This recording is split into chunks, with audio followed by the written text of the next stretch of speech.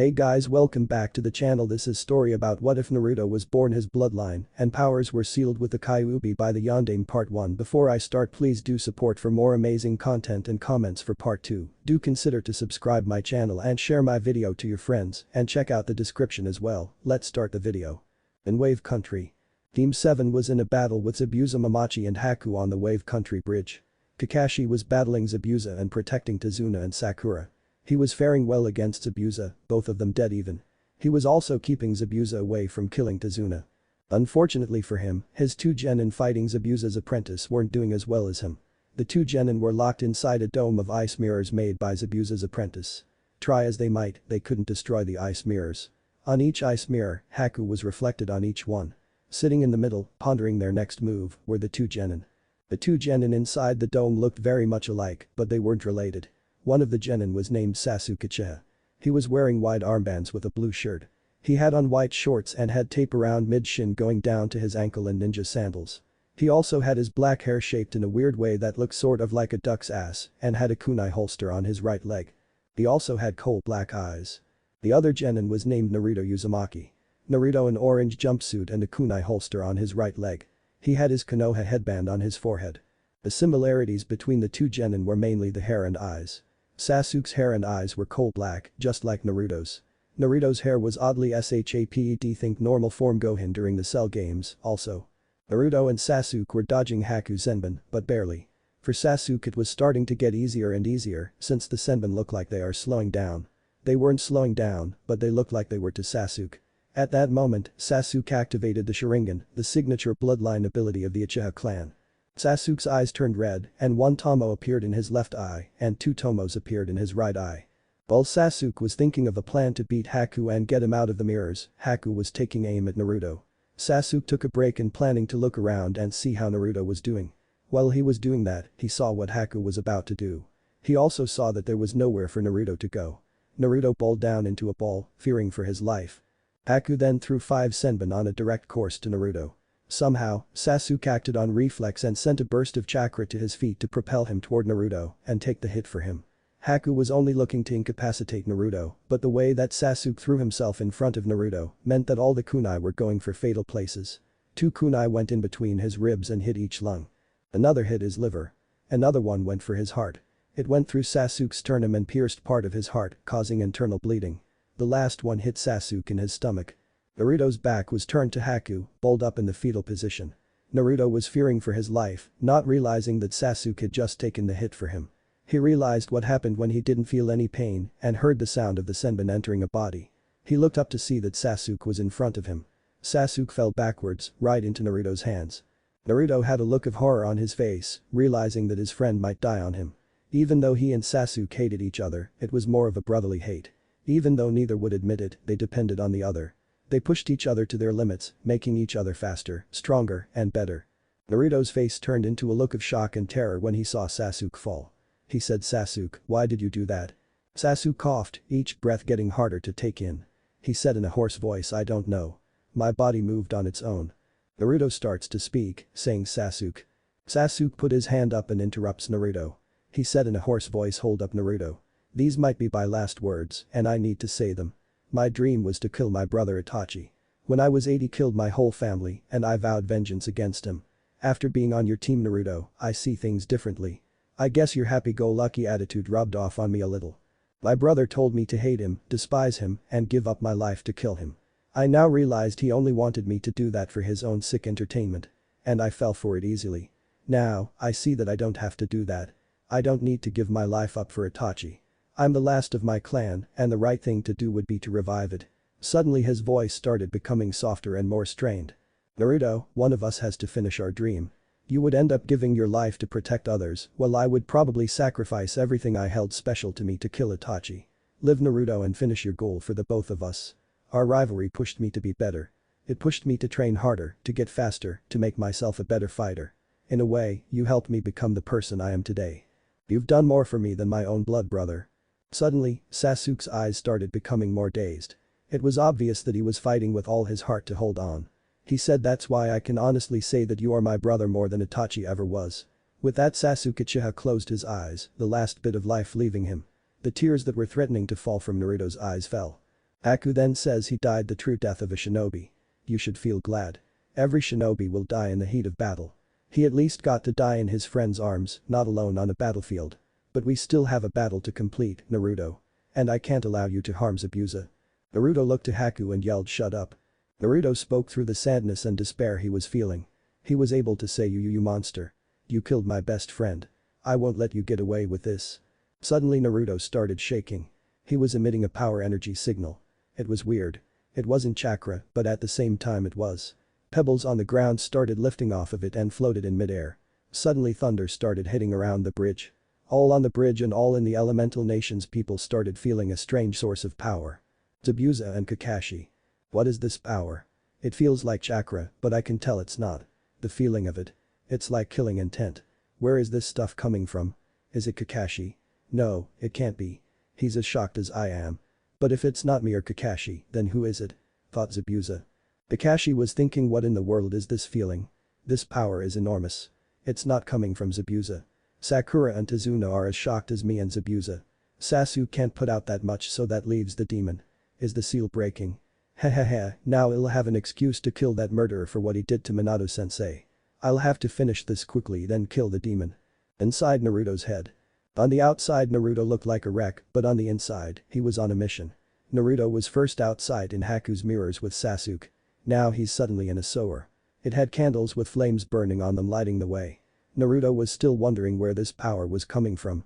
So he followed his instinct and came upon a door. He pushed the door open and came to look at a cage. It went up to the ceiling and had a piece of paper that said seal on it. What he saw there was a 90-foot-tall fox with blazing orange-red fur and red slitted eyes with 9 tails swishing behind it. The fox spoke up. So, my wimpy container finally gets the balls to come and see me again, eh? Naruto said shut up you big hairy furball. I'm not in the mood for your smart remarks right now. I came to demand some chakra. Oh, so after 5 years of not seeing each other, you come in here and demand some chakra. Not even a friendly hello or how's it going, you're a terrible host you know that. Naruto snapped and yelled I'm not in the mood for your stupid jokes, Kyuubi. I vowed I would never do this because it would destroy my body from the inside out, but right now I don't care. Haku deserves to die for what he did. Now stop being a waste of valuable space and give me your fucking chakra now. I see. You got balls kid. More than my underlings that's for sure. You know what, I'll do you one better. I'll unlock your bloodline that the Yondaime Hokage aka Minato Namikaze aka your father locked away with a seal to keep me here. Alright I can deal with the Yondaime being my dad, but what about my bloodline and why did my dad lock it away? Basically kid, here's the mega short version, you're part alien. The rest you'll hear later for now I'll unlock your powers and you kick ass. Come back here soon so I can go more into detail about it. Hold up, hold up, hold up. Why are you helping me? You were so hell-bent on destroying my village before. I'm about to die, I want to at least do something exciting before I die. Also, my attacking the village was an accident. Me and the Biju lived here long before you humans came and we let you live in our lands. We protected you from demons because it was our territory and they were stepping in it. I got wind of a group of people trying to capture the Biju. I was going there to Omegakure to stop it when some dumbest ninja of this village attacked me. I retaliated and it landed me in this predicament. Now go hurry up and kill that bitch. But that Kyuubi forced Naruto out of his mindscape. Naruto and Haku. Naruto was still twitching and growing in power, and the freak thunderstorm didn't show signs of slowing down. The water under the bridge started getting rougher and swaying more. Big parts of the bridge started breaking off and broke apart into small pebbles. Naruto then started to stand up, all this time he has been sitting on his knees looking at Sasuke while still looking down. He started randomly jerking his head up to the sky and back down, twitching insanely. When he jerked his head up his hair turned yellow, changed shape, think Goku's hair when he is Super Saiyan, and his eyes turned into a greenish blue. While looking down his eye colors turned all white for a moment before Naruto lifted his head up while screaming. The transformation of his eyes and hair stayed this time, and a yellow aura surrounded him. He looked towards Haku with a glare that promised pain and death to whoever was on the receiving side of it. Naruto dashed to the ice mirrors in front of him, jumped to the second row, and punched where Haku's face would be. Haku saw him coming and jumped out in the nick of time. He looked forward to where he was going and saw Naruto already there. Naruto cocked his left arm back and hook punched Haku into another mirror. Haku went toward the mirror and didn't stop at it. He landed on the bridge and skidded away from the shattering ice dome. Haku looked back at the shattering ice dome and saw Naruto putting his hand on Sasuke's torso. Suddenly Naruto's aura covered Sasuke too. Sasuke's wound started steaming and the senbon needles started popping out. His wound started healing also. After a while Naruto's aura started receding and Naruto stood up and looked at Haku. Then in a split second Naruto disappeared from Sasuke's side and appeared in front of Haku. He threw all his weight onto his right fist and punched. The sheer force behind the punch made the fist go right through Haku's body. Naruto retracted his fist, leaving a huge hole through Haku's body. Haku dropped off of Naruto's fist, dead. Naruto flexed his muscles, forcing his yellowish fiery aura to come back over him. Naruto then yelled, his aura intensifying. Naruto caused a wind to blow through the area, blowing the fog right away. With the sun shining and the fog blown away, he saw where Kakashi and Zabuza were fighting and phased out to over there. Kakashi and Zabuza. Kakashi just used the earth style. Tracking Fang Jutsu to trap Zabuza. His dogs came out of the ground, tracking the scent of Kakashi's blood on Zabuza's sword. The dogs came out and bit Zabuza, immobilizing him. Kakashi spoke, now that I have you trapped I can kill you, and then kill the real demon. Kakashi did some hand seals and grabs his right wrist with his palm facing the ground. His hand is suddenly surrounded in lightning. He then said, Zabuza, for your crimes you will die here and now. Rikiri. Just as Kakashi is about to charge, they heard a scream. They look over there to see a dead Haku with a blonde-haired person standing over him. Next thing the mist started clearing and the blonde man disappeared. He reappears in front of Zabuza and punches him in the dead center of the chest. Zabuza's chest bends out at an irregular angle and a sickening sound was heard, clearly indicating that Zabuza's ribcage was destroyed. Zabuza had a look of shock on his face with his eyes bulged out. When Naruto pulled back, Zabuza dropped and the dogs were dispelled. Kakashi, who was witness to this whole thing, thought the demon killed Zabuza. Great, now I can use this as an excuse to finally kill him. Kakashi charged Naruto with this Rikiri. Naruto, who gave in to this new power, sensed Kakashi's malicious intent toward him and dodged the attack, barely. He grabbed Kakashi's wrist and redirected, aka threw, Kakashi towards the railing of the bridge. Kakashi landed against the railing, his jutsu dispelling. After Kakashi's reunion with the side railing, Gato arrived with his boys and started taunting the dead Zabuza and Haku. Naruto overheard him say he hired them to attack Tazuna. Hearing that made him pissed. He was so pissed his power level rose up again. Sakura and Tazuna just looked over to see Gato's men and panicked. Naruto now looked like he was about to take someone's head off. He finally got tired and said, that's it, Fatus. I'm taking you on a one-way trip to hell right now. Gato laughed and said, whoever takes out the short blonde gets paid double. All the bandits yelled and charged Naruto. Naruto smirked then said, I am going to enjoy this. Naruto charged the bandits. What ensued was an all-out death match. Naruto got the first guy to make contact with him. The bandit tried to impale him with a pitchfork. Naruto sidestepped out of the way and grabbed the wooden part of it and pulled the man in. He grabbed him by his arm and swung him around, knocking out the others coming for him and threw him into the one smart enough to jump back. One got up and tried to hit him overhead with a 2x4. Naruto grabbed the 2x4 and smashed it with his hand. He then headbutted the man in his chest. He turned to his right 90 degrees and front kicked the man over there. He then jumped up and back flipped over the guy trying to grab him by his neck. He chopped the guy in his neck, the guy falling down unconscious. He bent down and grabbed a big piece of the bridge and threw it at the bandits. They scattered, leaving a clear road to Gato. Naruto, who really wanted to kill the guy, took the opportunity and phased out, moved too fast for the human eye to see, and punched through Gato, forcing the unknown energy behind it. He didn't stay behind to see the results. While fighting the hundreds of weak bandits he thought, I need to stop playing around.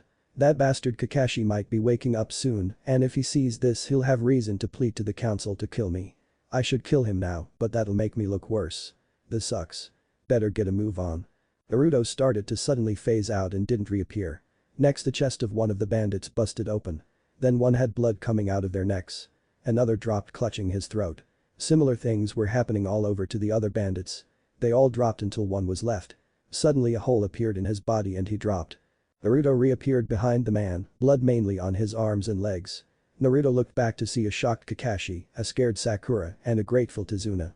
Just then the rest of the villagers arrived with Inari. They saw that the bandits were gone, but were mostly surprised to see Gato's head among them. The villagers were confused since none of them had seen the guy before. There was a chance this guy just killed Gato because he wanted to take over Wave Country.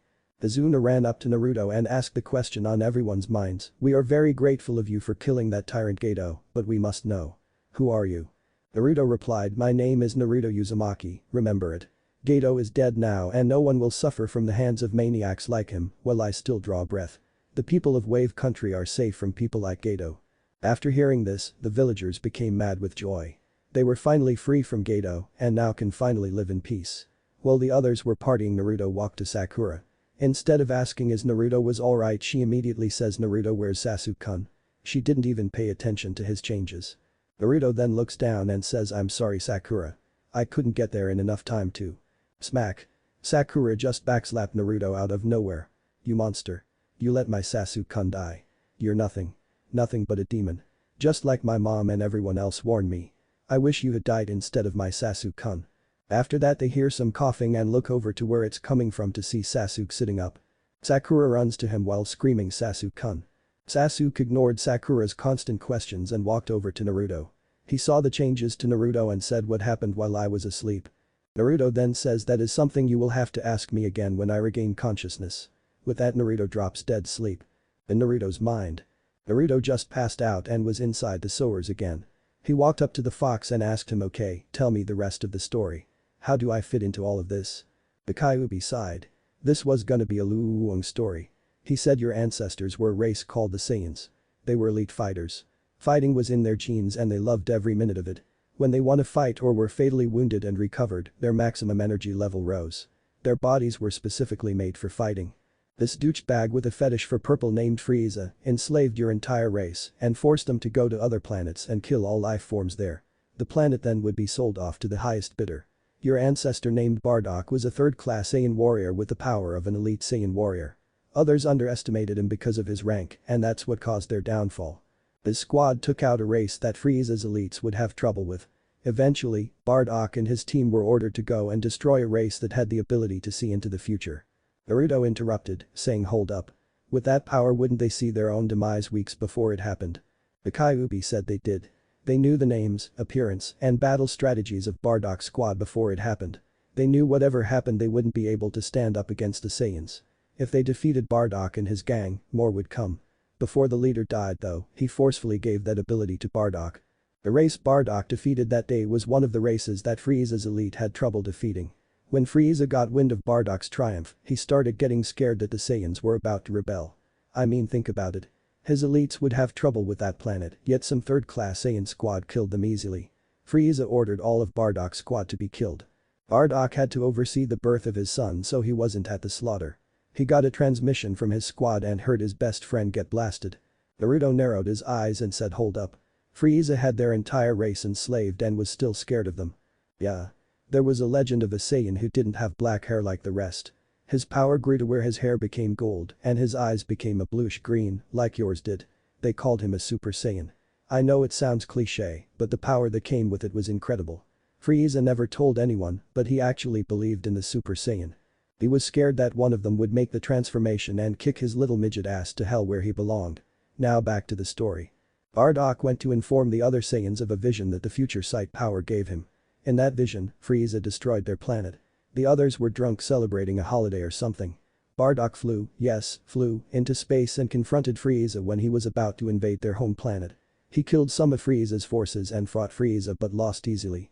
Frieza then destroyed the planet. The Saiyans who survived were Prince Vegeta, his two bodyguards Nappa and Raditz, who was Bardock's son.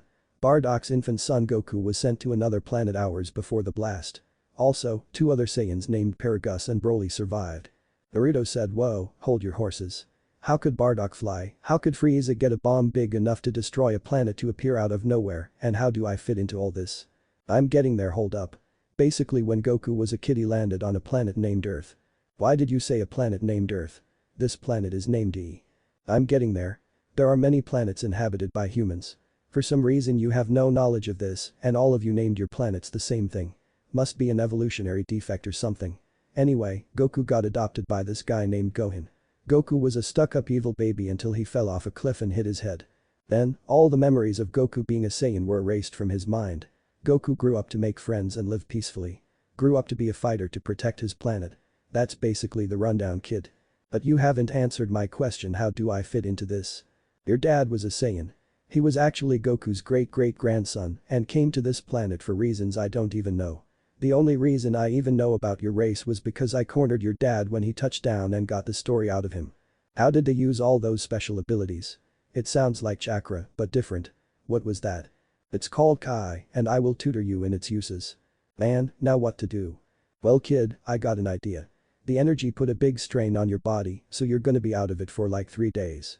I could teach you a fighting style while we're here and a few uses of Kai.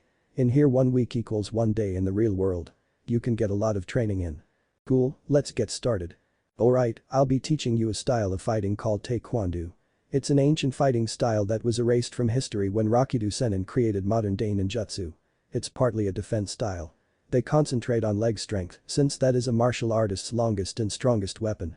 Also, you need to be really flexible. I will also be giving you chakra weights to make your kick stronger, your speed faster, and your punching strength better. Now, change the mindscape into something better for us to fight on. How do I do that? For Kami's sake, think it up and it will appear. But that Naruto changed the mindscape to a field. Then where the Kyuubi's cage stood there was a man with a black cloak on and a white shirt underneath. He had brown boots and 9 tails behind him with 2 big fox ears pointing out of his head. The tips of the tails and ears were white and the fur was a blood red. He had red eyes. Also he had on a black necklace, black armbands, and black ankle bands too. The figure then said, well boy, let's get started. Now, first I'm gonna teach you the basics of Kai, its manipulation, how to throw Kai blasts, and flying. During those 3 days Naruto learned how to throw Kai waves, how to manipulate Kai, and also learned the basics of Taekwondo, which Kyuubi happened to be a master in. He hadn't really got the basics of flying yet. It's a hell of a lot harder than Kyuubi explained it. In his human form, he had it down, but he couldn't do it in his huge fox form. Also Kyuubi taught Naruto the Grand Fireball Jutsu, Burning Ash Accumulation Jutsu, Great Breakthrough Jutsu, Water Bullet Jutsu, Revolving Split Earth Palm Jutsu, and False Darkness Jutsu. Time skip. 3 days later Naruto wakes up on his bed in Tezuna's house. He woke up to see that his team didn't even have the decency to wash his clothes for him. Instead of brooding over it, he got up, put the clothes on, and walked to the kitchen to see his team and Tezuna's family sitting at the table eating lunch. When they saw him Tezuna and his family cheered and ushered him to the table and offered him some food. Sasuke had a smile on his face, but since he was still trying to keep up his cool image, went back to eating. Sakura just openly scowled at him while Kakashi was indifferent on the outside. On the inside though, he was thinking of ways to get Naruto either killed or taken out of the ninja program. After eating Naruto left for some special training. Sasuke waited for 10 minutes and went out saying he needed to train. He found Naruto standing in a crowd of what he guessed would be 200 clones. They all had out kunai and he was facing them alone. Sasuke hid in the trees while Naruto stood in the middle of the crowd of clones. With a wordless command, all the clones charged at once. Naruto stood there and when a clone took a swipe at him, he just turned the top side of his body to the right and used the momentum to let out a kick with his right foot. The clone went up in a plume of smoke. Another clone came and charged him and he ducked the swipe only to be kicked by another one on his left that charged him. He shook it off and got up on his knees. He looked where he felt the kick come from to see the clone shuffling over to him like it was gonna sidekick him, but the aim was off a bit. He looked right to see the same thing. Naruto waited until they were close to him and then ducked. The attacks went past and the clones kicked each other out of existence. He then looked around to see a clone holding his hand back, then moving his hand open palmed at him. He looked to see a ball of yellow came out and was flying at him. Naruto ducked it barely and then got a look of anger on his face and said if that's how you want it, fine then. Let's take it up a notch. Naruto held both of his hands behind his back where a yellow ball of light grew. He then smirked and pushed them out to the side where they went out in a beam-like form. They hit one of the clones each and went back to take 20 more. He crouched down on the ground and then jumped up with all his might. It seemed like a good idea because not a second later the ground he was on was blasted. The blasts turned upward on Naruto. But surprisingly, all the blasts sailed past him. He looked up to see all the blasts were losing speed and knew they were about to be brought down by gravity. They sailed down at an alarming rate. Naruto kept going up but blasted any that were in his way. The blasts fell back down to the clones, with some of Naruto's own blasts. In the end, 30 clones were left. At this rate, Naruto was starting to fall to the ground. He cupped his hands on his left, charged a whole mess of energy into it and fired it off. It only looked a little bigger than other Kai blasts, but had a lot more power. When it hit the ground, it blew up in a big explosion taking the clones out. Naruto landed and surveyed the damage. There was a small crater where the blast landed and all the grass was gone. But no damage to other places. Naruto sat down trying to take a breather. He then heard clapping and looked to his right to see Sasuke standing there with a smile on his face. When got up to Naruto he said, well, that wasn't what I was suspecting. You went up against what looked like 200 clones and still won. What was up with that energy anyway? I looked at it with my Sharingan and saw it wasn't chakra. Well, Sasuke, it all started like this. Naruto then told Sasuke the entire story. Afterward Sasuke then said, "God damn. First you get a crazy demon fox sealed in you, then you find out you're part alien." Naruto said, "You do realize that I just told you an S-class secret and if you tell anyone else you'll be killed, right?" Sasuke smiled a little and said, "You don't have anything to worry about. The Uchiha clan has our own dirty little secrets that we wouldn't want to get out. Your secret is safe with me. But, I want you to teach me how to use Kai." That sounds badass. It is. But you have to promise me something, Sasuke. You have to promise me that once I teach you, you won't go running off to kill your brother. Sasuke, there's no dishonor in waiting until you can beat him. Your clan won't be ashamed of you if you don't go after Itachi. If you try to kill him now, he will just end up killing you. And that will be the end of the Uchiha clan. Sasuke closed his eyes, reminiscing about how foolish he was before. He said, "I realized that Naruto. After thinking about it for these few days, I realized that all Itachi wanted me for is his sick amusement or probably some plot to make himself stronger. I'm still going to kill Itachi, but I might as well enjoy my life and what I have now." Naruto smiled and said, "That's all I ask for." With that heartwarming speech, Naruto decided to teach Sasuke about Kai the rest of the day. Sasuke proved to be as fast as Naruto in picking up new things. He hadn't taught Kai manipulation on his first day, but neither did Naruto. Later that night in Naruto's mindscape. After helping Sasuke, Naruto decided to do some training of his own. He tried and tried but couldn't achieve Super Saiyan again. No matter how hard he tried, he couldn't reach it. So, that night, Naruto went into the forest of Wave Country and started to meditate. Eventually, he was able to enter his mind. His mind was the same as it was when he changed it for his training.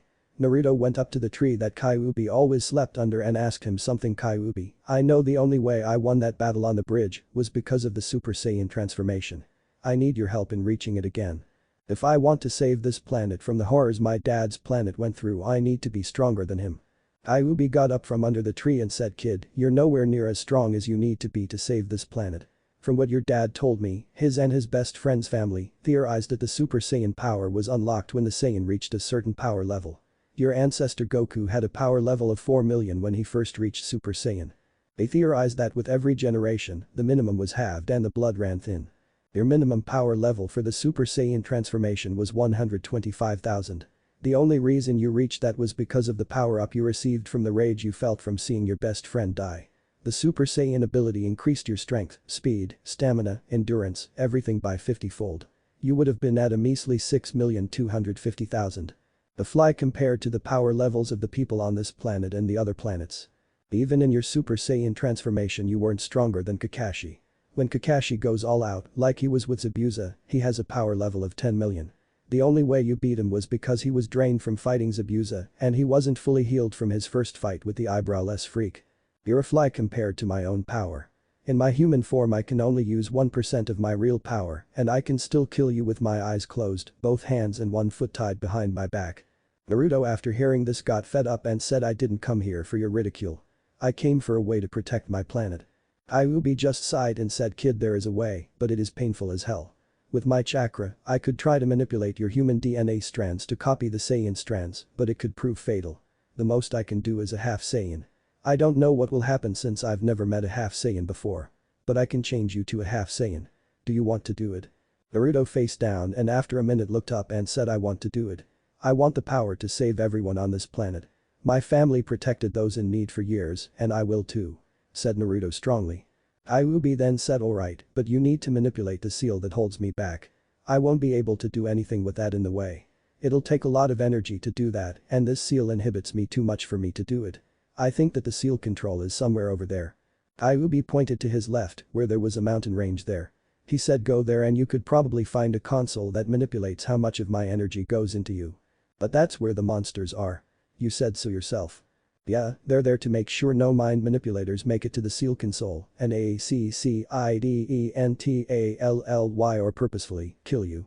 Also, I think those monsters will be good training for you." Naruto took a big sigh and said, "For the good of the earth," and set off for the mountain ranges. Naruto's mindscape. Naruto ran through the forest and came up to a beach. He looked to his right to see a huge waterfall. He looked forward to see the river was 20 feet across. He bent down and stuck his hand in the river. The current was strong, but the river was shallow. Naruto then put his feet in the water and proceeded to walk. As soon as he took one step, the water raised up.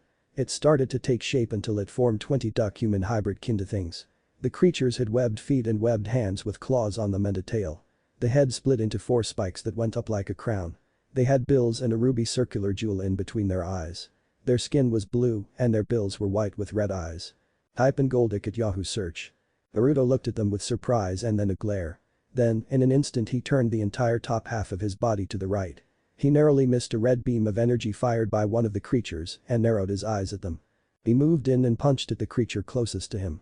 The creature dodged to the left and hit him with its tail. Naruto flew back from the hit but landed on his feet and shot an energy ball at the creature. It hit and the creature turned into water. He looked at them and thought this is gonna be easy. Naruto then focused energy in his hands and shot a beam of energy out of his hands and all of the monsters turned to water. Smirking, Naruto walked through the water until he was hit from behind. He looked to see the 20 creatures he destroyed before. Naruto just let out a big sigh and ran. He created 19 shadow clones to fight the creatures. What followed was an all-out Taijutsu brawl. One of the clones kicked the creatures in the head. The creature flew back and then charged at the clone with a headbutt with a blue aura around it. The clone was hit square in the chest and poofed away. The other clones were battling tooth and nail. One of them was able to destroy a creature, but the creature reformed behind the clone. The clone was thinking of something right before he was killed. The creature that killed him extended his claws further and slashed 4 times to kill him. But the original Naruto, he just punched a creature onto land when the creature shot a red beam of energy at him. Naruto charged up a beam of energy and shot at the creature. Naruto kept the beam going to counter the creatures and eventually overpowered it and the creature vaporized. He saw it didn't come back. When he started wondering he got some info from the clone that was beaten and looked at the waterfall. He charged up a big amount of energy and blasted the middle of the waterfall. The attack exploded, knocking the rocks in the middle of the waterfall down into the lake, showing the lake was deeper than the river. Naruto ran and caught a big rock before it sank to the bottom. With the clones guarding him, Naruto ran to the mouth of the river and set the rock down right there. All the water in the river ran downstream. Since the water was blocked, no more came to feed the river. And since there was no water to feed the river, there was no water for the creatures to stay alive with. The creatures turned to water, but this time, they didn't reform. He saw that the monsters could reform as long as there's water around. After seeing this, Naruto thought yep. Way too easy. Naruto then went forward into the forest. Focusing Kai into his legs he was able to go 4 times faster than normal, even though it hurt like a bitch. He reached the mountain and started to climb it. He kept encountering these little rock creatures that growled at him. They threw stones at Naruto, but Naruto just got pissed and threw them off the mountain. When he got to the top, he saw a console set up there. Naruto was about to move, but when he got within 10 yards of it, an orange beam of light hit where he was at. He jumped back, and when he looked at the spot, he saw that there was a foot-deep ridge in the ground where the attack hit. He looked in the sky to see a big green dragon with black and yellow designs and 10 flaps with a red outline. It's supposed to be Rayquaza from Pokemon. He also saw walking toward him a turquoise dragon with red designs on its neck continuing to its eyebrows. The creature had a wide underside with red wings and red designs on its legs and tail, Salamence from Pokemon. The monster suddenly blasted Naruto with a yellow flame-like attack. Naruto looked at it and it fired at him again. Naruto countered with the Grand Fireball Jutsu. It's not enough, thought Naruto when the flame attacks got closer. Naruto put more chakra into the attack just to see the creature doing the same thing. Naruto got pissed and added 20% of his chakra into the attack. It rebounded on the creature and burned it. Naruto jumped and charged up an energy beam. He was about to let it fly, but he was hit in the back by the green creature. He went flying to the turquoise one when it let loose a red jet of fire that toasted him. Naruto got up, completely enraged, and the creatures started charging at him, coming in for the kill. Now if you looked into Naruto's eyes you would see that instead of the coal black they are in this fic, they were turning a bluish green and that his black hair had small streaks of gold in it. Naruto stopped the turquoise creature with his right foot and stopped the green dragon with his left hand. He then flared his power so it would make an invisible force field around him. The creatures were pushed away by the force field. Naruto held out his hands at both of the creatures and let loose energy beams at them. The green creature was able to dodge but was hit in his tail and 2 of the flaps there fell off. The blue one was hit square in the head and was down for the count. Naruto turned to the green creature, completely running on his Saiyan instincts. He saw the creature trying to circle around him and flew up to the creature and punched it right in between the eyes. The creature reared back in shock and started to charge Naruto. Naruto flew over the creature's head and blasted at the creature's midsection, taking off another flap. Naruto saw the creature charge up a transparent blue ball in its mouth. Naruto flew all around all crazy like knowing he was about to be blasted. When it came Naruto dodged it and looked the creature square in the eyes. He saw a malicious glint in its eyes and turned around. He saw the thing coming back at him. He thought oh shit and got blasted. Naruto fell down and hit the mountaintop. When he fell down he found himself not looking at the mountaintop. He was looking at a man with blue and green armor with an X-shaped scar on his left cheek. He had on a red headband, red wrist and ankle bands with blue and green shoes on. He was charging at a big group of people. He was piled up on by 100 people but flared his energy and blew them away. He kept flying at a disc-shaped ship. He flew up there and charged up an attack in his right hand. He then threw it at something at the ship. Naruto couldn't tell who or what the guy threw it at, his view was from behind Bardock so he couldn't see Frieza. The vision then cut to a guy who looked like the other one but had on an orange karate guy with blue wristbands and undershirts, no scar, and black boots. If you don't know who this is you shouldn't even be reading this story. He started charging up an attack with both hands cupped behind his back. He was also saying a chant.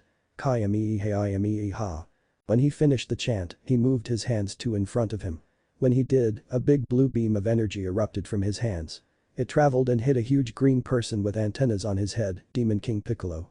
The vision then ended abruptly. Naruto was back on the mountain. The creature was still there and looked like it was about to charge. Naruto had to think fast and then thought back to the vision. Those attacks, they just might work. Thought Naruto. He started charging up a lot of energy in his right hand to the point that it was visible. He then shaped it into a ball. He made the ball bigger and bigger until he couldn't see his hand in it anymore. The green creature chose this time to attack. As Naruto was about to unleash the attack, he got the sudden feeling of calling something out. He went with his instincts and shouted Riot Javelin. And let the attack go. It collided with the beast and made a big smokescreen. Naruto used this time to think of how to kill it. If the attack hurt the creature, then it probably won't take another hit in the head like that. I gotta distract it somehow. Naruto then did the shadow clone jutsu. All of you. Hit that thing with attacks as much as you can. Stall him. All the Narutos flew up and surrounded the creature, except the real one that flew above it. He started charging up his attack, knowing it would take a couple of tries to get it right. Under him the Narutos were doing an excellent job holding the creature. They beat it closer and closer to the ground where one was waiting, and that one used the underground projection fish to drag the dragon into the ground. The others saw this, and half of them went under to help, while the others punched him in the head until he went down. They said it's all yours, boss. And vanished. Naruto then charged the attack in his hand and chanted Kamehameha. And the attack fired. It continued and hit the creature in the head. The creature let out a scream of pain and slipped into unconsciousness. Naruto touched down and looked around. He then ran for the console before those creatures wake up. Although they did look familiar to Naruto. He brushed it off and went to the console. He saw that it was set so he could tamper with it. He set it up so more of the Kyuubi's chakra could be used. With that done he flew back to where the Kyuubi was, avoiding the weird and fierce-looking animals in the sky. Time skip. When he found the Kyuubi, he saw he was covered in what looked like shavings of wood and he was whittling it into a fox. He walked up to Kyuubi and said, "What the hell are you doing?" "Whittling, why?" came the smart remark from the Kyuubi. Naruto went through a lot of shit today, so he just said, "Why didn't you tell me the monsters were that strong? I never made it that far. The seal keeps me from going 100 feet away from here. And it's your fault, you're the one that imagined them to be the guardians of something that large." "What are you saying? Those creatures are from your imagination. Remember before the villagers destroyed your TV? You used to watch a show called Pokemon all the time. Those were some of the creatures you thought were the strongest. In this place all 493 of them live here. The strongest guard the seal console," said Kyuubi calmly. "Alright, so can we get this started already before I lose my patience?" said Naruto impatiently. "Alright kid, be ready to scream," said Kyuubi. Then a red aura surrounded Naruto, followed by a pain-induced scream. 6 a.m. Land of Waves. Naruto wakes up and yawns loudly. He stands up and opens his eyes. He looks around to wonder where the hell he is until the changes come back to him. He runs to a stream to see that his hair is jet black and his eyes are black. There was no change there. But he felt a lot stronger for some reason and felt like he had a lot more energy. Naruto thought to himself, what is this? That, my boy, is the power of a full-fledged Saiyan warrior. What the hell is that? Naruto thinks. Who the hell you think it is? Kyuubi. Duh, you weakening the seal let me communicate with you through thoughts. What happened to me? You became a half Saiyan. You have more stamina than ever, your power has doubled at the least, and your skin is a lot harder. So this is the power of a Saiyan. Damn, does it feel good? I can't believe this feeling of power. I feel like I can do anything. And there lies the flaw and greatest power of a Saiyan. With all that power, some have let it go to their heads. creating those like the legendary Super Saiyan from 1,000 years ago who didn't know how to control it and blew up an entire planet. And those like Goku and his friends who kept pushing Super Saiyan to the max, discovering 3 unidentified levels of Super Saiyan. You have to be careful, Naruto. Absolute power corrupts absolutely. That's why the second Hokage made the village council. I've seen tons of demons who thought they were hot shit get blown up because they were too penis Y. Alright. But wait, there's more levels of Super Saiyan. Boy, focus on the first, then go to other ones. I would suggest you use your popularity with the wave people to get some weights. And some clothes. God, you have no taste in style, do you? Ignoring Kyuubi, Naruto ran to the village and waved to see that the people were back to normal. Although when he was seen, they started treating him like a celebrity. Not letting the treatment get to him, Naruto went to the only tailor shop in Wave Country. Naruto went into the shop and rang the bell on the desk to see a middle-aged man wearing blue pants and a white shirt came out. "Hello, Naruto. I've been meaning to do business with you," said the man. "How do you know my name?" said Naruto confusingly. "Well, the entire country knows your name. You saved us from Gato and our economy is getting better without the crazy taxes he made us pay. By the way, my name is Tenzo and I'm the village tailor. So what can I do for you?" asked Tenzo. "Well, I need some clothes custom made." "Okay, just tell me what to make and I'll do it. It's on the house, by the way." "Thanks. Also, I need some weights." "Do you have any?" said Naruto and got to work making the suit. When he was through he gave the design to Tenzo, who told him to come by in a week to pick it up. He also gave Naruto some weights. They were chakra activated, so he had to focus chakra into them to make them weigh more, but it was easy for Naruto. 1 week later, Wave Country. After avoiding his sensei and Sakura for the past week, Naruto was on his way to the tailor's shop to pick up his clothes. He walked in the shop to see Tenzo expecting him. "Hey Naruto. I got the new suit you wanted me to design for you. It came out really good." He showed Naruto to the back to see a black fighting guy hanging from a clothes rack. It had a V-cut going down to the chest. Also the guy was sleeveless with pants hanging beside them. On the desk in front of them was a dark red short-sleeved shirt, belt, bandana, and wristbands. They looked to go with the guy. He also saw black and red boots by them. Basically Goku's fighting guy except black where orange should be, red where blue should be, Bardock's bandana and the shoes have a red design instead of an orange one. Also his village headband is tied around his left bicep, he found them to fit perfectly. He thanked Tenzo and left the store. Naruto ran to the place he was at before and tried to practice flying again. Naruto got the basics of the technique and was determined to do it. But trying to do something and succeeding in doing it weren't the same thing. Naruto closed his eyes, took out the chakra from the weights, and concentrated. He felt his Kai and forced it below him. He felt something weird under him, but he guessed that was the effect of levitating. The new half Saiyan kept focusing his Kai until he felt a strong draft. He also found it harder to breathe and felt huge gusts of wind that almost knocked him over. Wondering what the hell was doing that, Naruto opened his eyes and saw something incredible. He saw the entire town capital of Wave Country from a bird's eye view. Naruto was so high up, he couldn't see where he originally took off at. All he could see was a huge area of dark green. He also saw how far the bridge was in completion. From what he saw, it was close to the shore of Fire Country. But he was unbelievably high in the sky. Taking in the scenery, Naruto was so amazed by what he saw that he forgot to keep focusing chakra into his legs. Needless to say, he fell. Feeling a weird sense of vertigo, Naruto started panicking.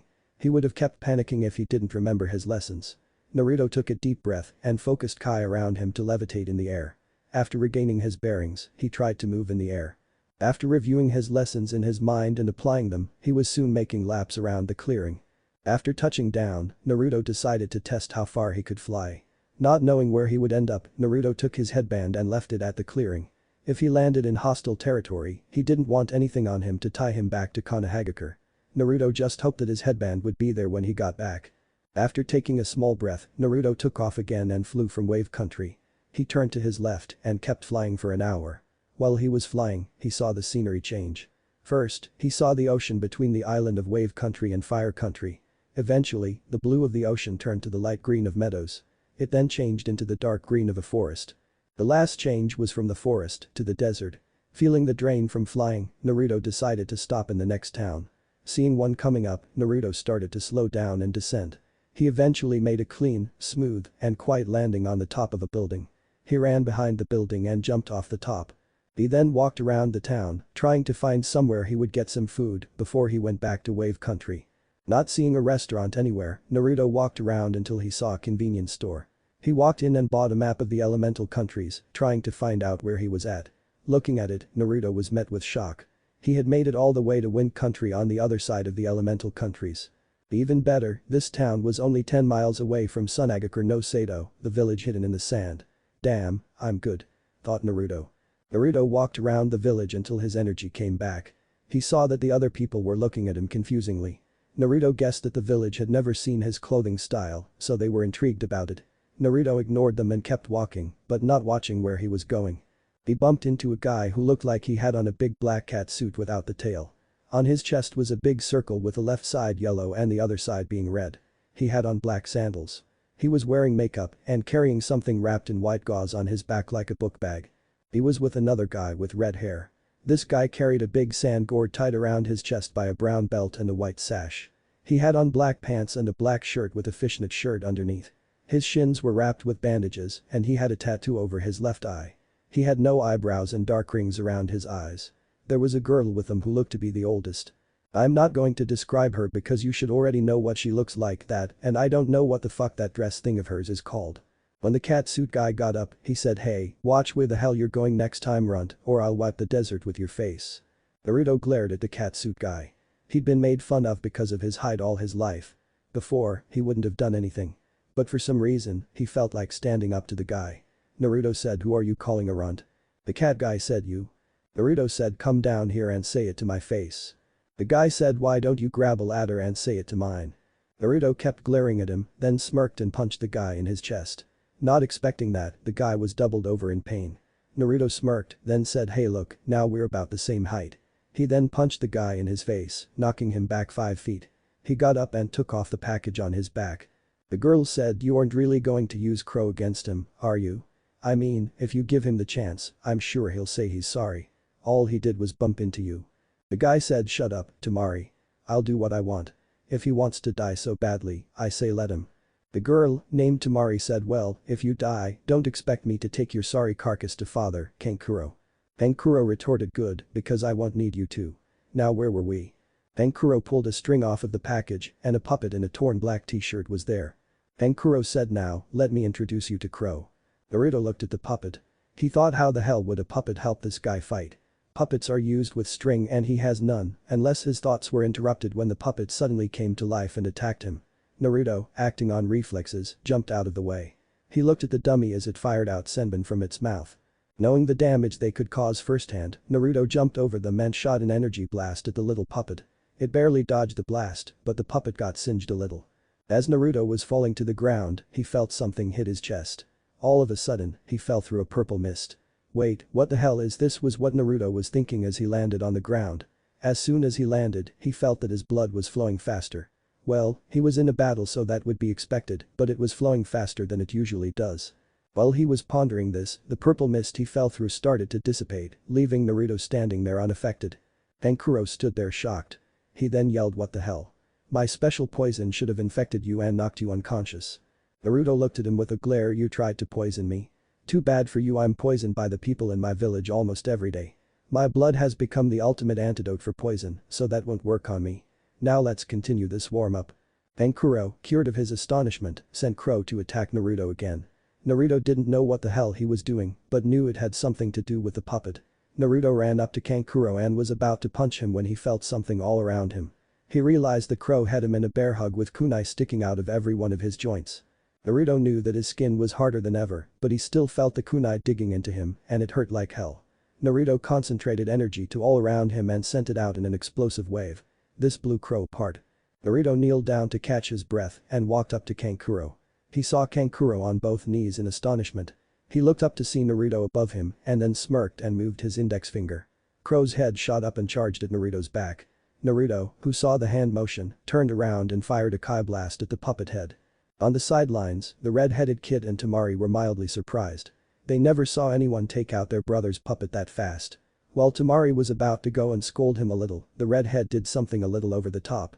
The redhead said, "Kankuro, you're an embarrassment to our village.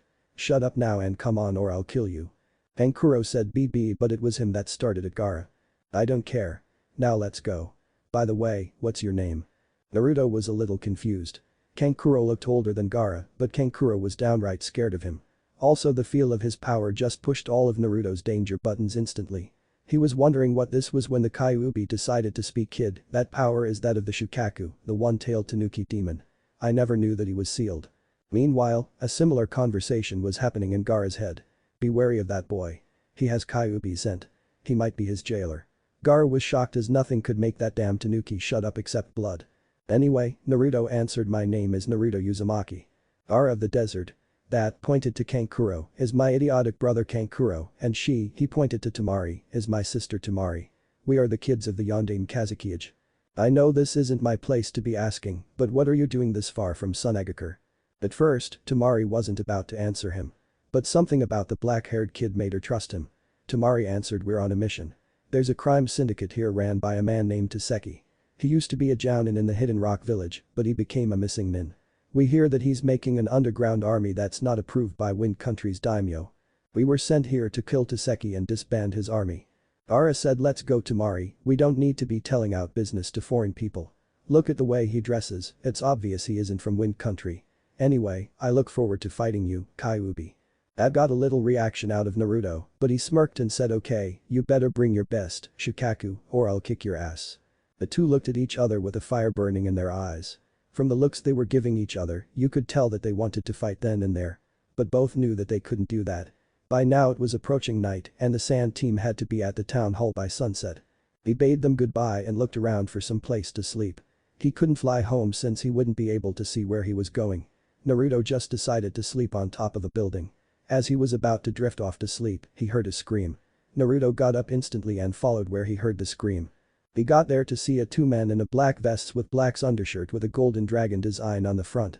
They also had on black pants and boots. They also had swords in sheaths on their waist. They were dragging a woman by her arm somewhere. Naruto followed on top of the buildings. One of them said, stop screaming girl, or I'll find something to gag you with. The other man said, yeah, gag. Hahaha, good one Harry. Harry then brought his sword sheath up and smacked the other person in the head, saying shut up, Marv. The author chuckles at his reference to Home Alone.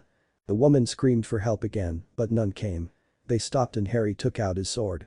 He rested it on the woman's collarbone next to her neck. That's when Naruto couldn't take any more and jumped off the building top. He floated down, landing without a sound. He charged up 2 Kai blasts and blasted the 2 goons. Harry and Marv fainted from the pain on the spot, freeing the woman. She said hastily, thank the heavens for you. They were about to take me. Naruto questioned, take you where? A familiar voice said to their hideout. He turned around to see the Suna siblings again. They all had irritated looks on their faces. Temari stepped out and said they were a part of a group of people. Naruto glared at them. So you were gonna let her be captured so you could follow them to their hideout. Do you know how stupid that plan is? They could have led you to a trap. Also, what if you couldn't save her? What would have happened then? Kankuro replied, the Golden Dragons have been putting a lot of pressure on the mayor of this town. They kidnap people to put even more pressure on him, making it look like he was to blame for the trouble. The dragons were hoping to have the people of the village force the mayor to step down. They would then have Taseki run a dirty campaign for mayor. They would then replace the police force with their army and control the city. She was bait to find their base, but you just scrapped that plan. Now what do we do? Have any others been captured? Temari answered, a lot of people. They're all being held at this compound we can't find anywhere. If they've been kidnapping people, where are they kept? They are kept at holding bays probably. We don't know. We would have if. Alright, I get it. What do we do? Gaara then decided to butt in. It's only us. You're not helping us in any way. Why don't you just go back to where you came from? Because being here is a hell of a lot more fun. Now what do we? I got it. Said Naruto spontaneously. Kankuro said, got what? Would they let people of this village join their group? Temari then said, I think they might. Why? Naruto said, I'll join them. I'll learn their security layouts and help you get in and bust the Golden Dragons. Kankuro then blurted out, what? That has got to be the dumbest idea I've ever heard. Naruto then said, no it's not. Think about it. If I join and they find out I'm a spy, they can't connect me to you since me and Kankuro fought and they would think I was working for someone else. Also, they don't know where I'm from, so they can't pin the blame on anyone. Also, if worst comes to worst I could bust all the people out of there. It's foolproof. Temari said, you can't take out the Golden Dragons all by your. Gaara chose this time to cut and leave it to Temari. If he wants to go on a suicide mission, then I say let him. If he lives, we get this mission done earlier than we expected. If he dies, well it's his fault. I vote for doing it. Kankuro said he seems strong, I say let him do it. Either way we get paid.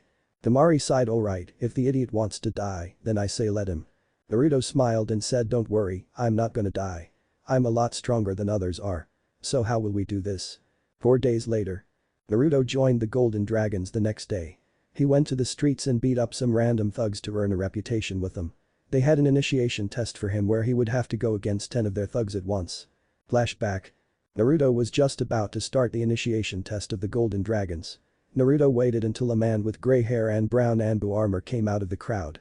He had a Hidden Rock Village headband on his forehead and wrapped around his head. The headband had a golden dragon wrapping over it. So did the armor and the black clothes worn underneath. The man said I am Taseki, leader of the Golden Dragons. You want to join us, you gotta be able to fight the part. Here's a few of our forces. Let's see how you handle them. Boys, don't hold back now.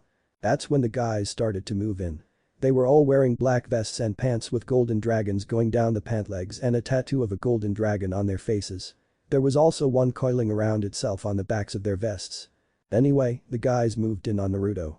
Naruto, having been training for a while, dodged a punch thrown by one of them in front of him and jumped over the sweep thrown by one on the right of him.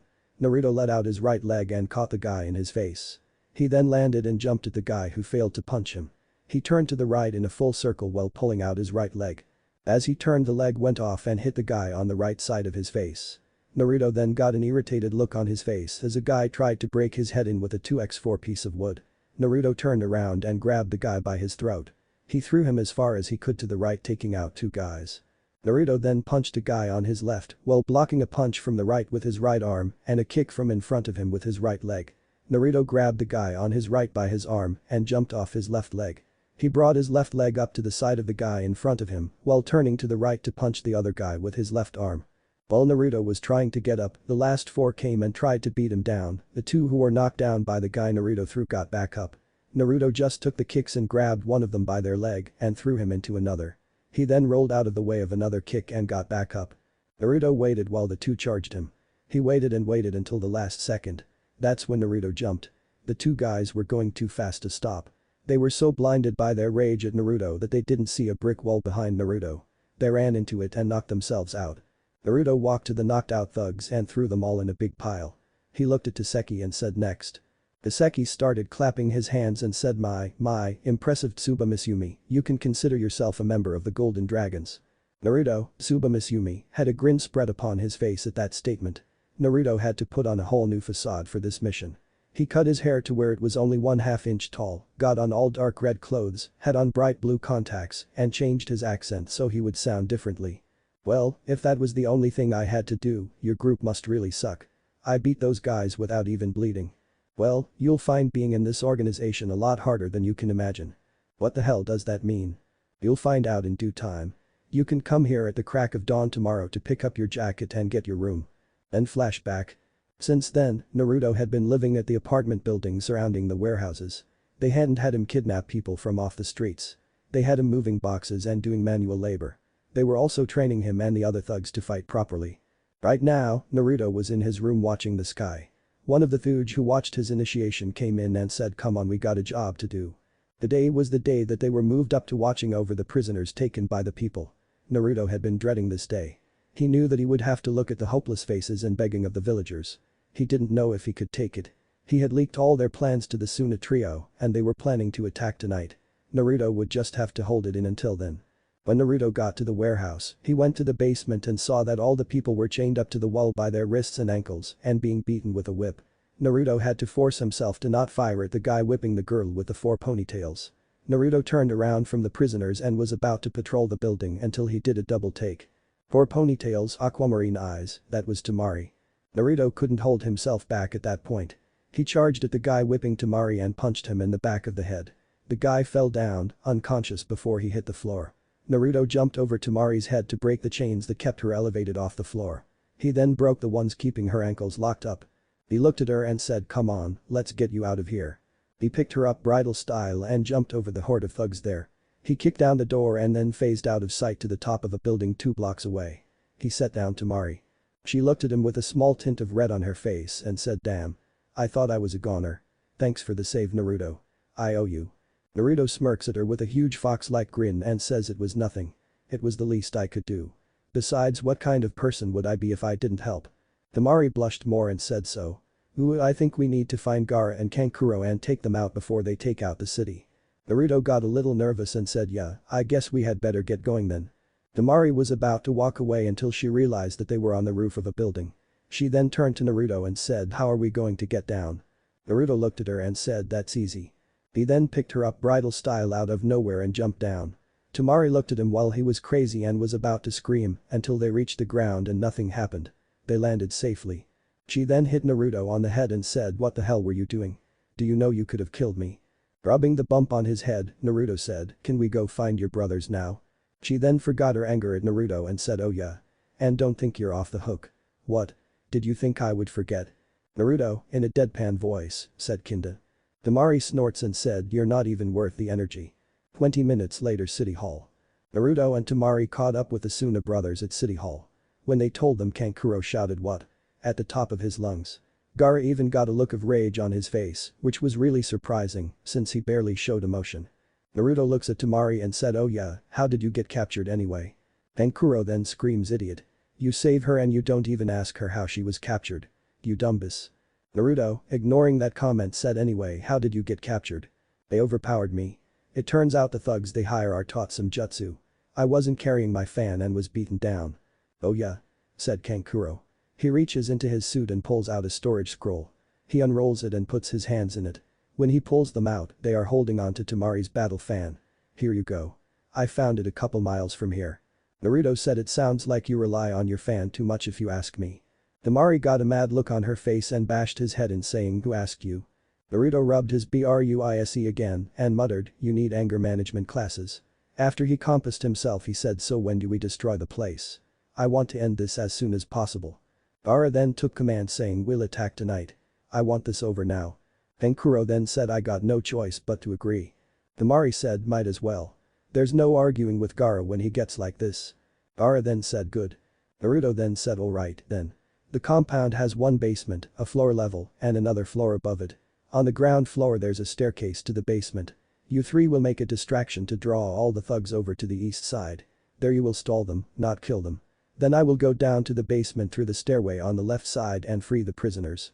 Then we kill the guards and kill Taseki. We get in, we get out, you get paid, I get to fight, everyone wins. Temari said, the plan sounds too simple. It sounds simple because this is simple. We don't need to keep anyone alive. We don't need to hold back. We just need to save the prisoners and kill everyone else. Now let's go. We need to time this right. With that, the Suna siblings and Naruto set off. 30 minutes later. Naruto and the Suna siblings had arrived at the compound. Naruto turned around and said to them, hold up a second. Naruto then phased out. The Suna trio was waiting there, surprised at his speed. They heard small bangs in the distance and suddenly Naruto was in front of them. Naruto said, alright, I just knocked out their cameras. They won't see you coming. You guys know what to do. The Suna siblings nodded and Naruto ran around to the entrance of the warehouse, waiting for the Suna siblings. The plan was that they would bust up the wall opposite the entrance. That would provide enough of a distraction for Naruto to get down to the basement. When he freed everyone, he would lead them up through the hole that the Suna siblings made. Then they would kill the guards. Naruto didn't have to wait long since he heard a big explosion and then heard all the machines shutting down. Naruto ran into the compound looking for the stairs. He found them on the opposite wall. He ran for them but found some of the thugs coming for him. They did some hand seals and shouted fire style. Fireball jutsu. Naruto quickly made 2 shadow clones and they both did hand seals and said wind style. Great breakthrough. A great gust of wind came and blew the fire attacks away. The real Naruto kept going while the fakes jumped to the left to get a lot of the golden dragons on one side. They each did different hand seals. One yelled out fire style. Burning ash accumulation. He blew out a black mist of ash that covered the thugs when the other let out his jutsu wind style. Great breakthrough. The first shadow clone clicked his teeth to make the ash explode. The breakthrough jutsu added more power to the fire and killed the thugs. Naruto got to the stairs and went to the basement. He walked in to see that there was 5 more guards. When they saw him they all assumed fighting stances. Naruto smirked and jumped down. When he landed, he found the people on him immediately. He took a punch to the face, then a kick to the stomach and got dropkicked by a third person. Naruto flew and hit a wall. The thug who punched him said that was way too easy. Naruto smirked and disappeared from their eyes. He then appeared behind them and then did some hand seals and yelled out lightning style. False darkness. Naruto held out both of his hands and a black mass of electricity appeared between them and shot at the thugs. It took the shape of a fox and sliced through all of the thugs. Naruto walked around to see that the people kept prisoner were happy to see him. They watched the fight and it was easy to see that he wasn't with the golden dragons. Naruto broke the chains that bound them and showed them all the way out with him leading the group. When they got up to the ground floor he saw that the Suna team was being overwhelmed. Naruto created 10 more shadow clones to join the 2 that were guarding the stairs. They ran out to take on some of the thugs, while one stayed behind to escort the people out. Naruto then charged up Kai in his right hand until he thought he had enough. He threw it out while yelling out Riot Javelin.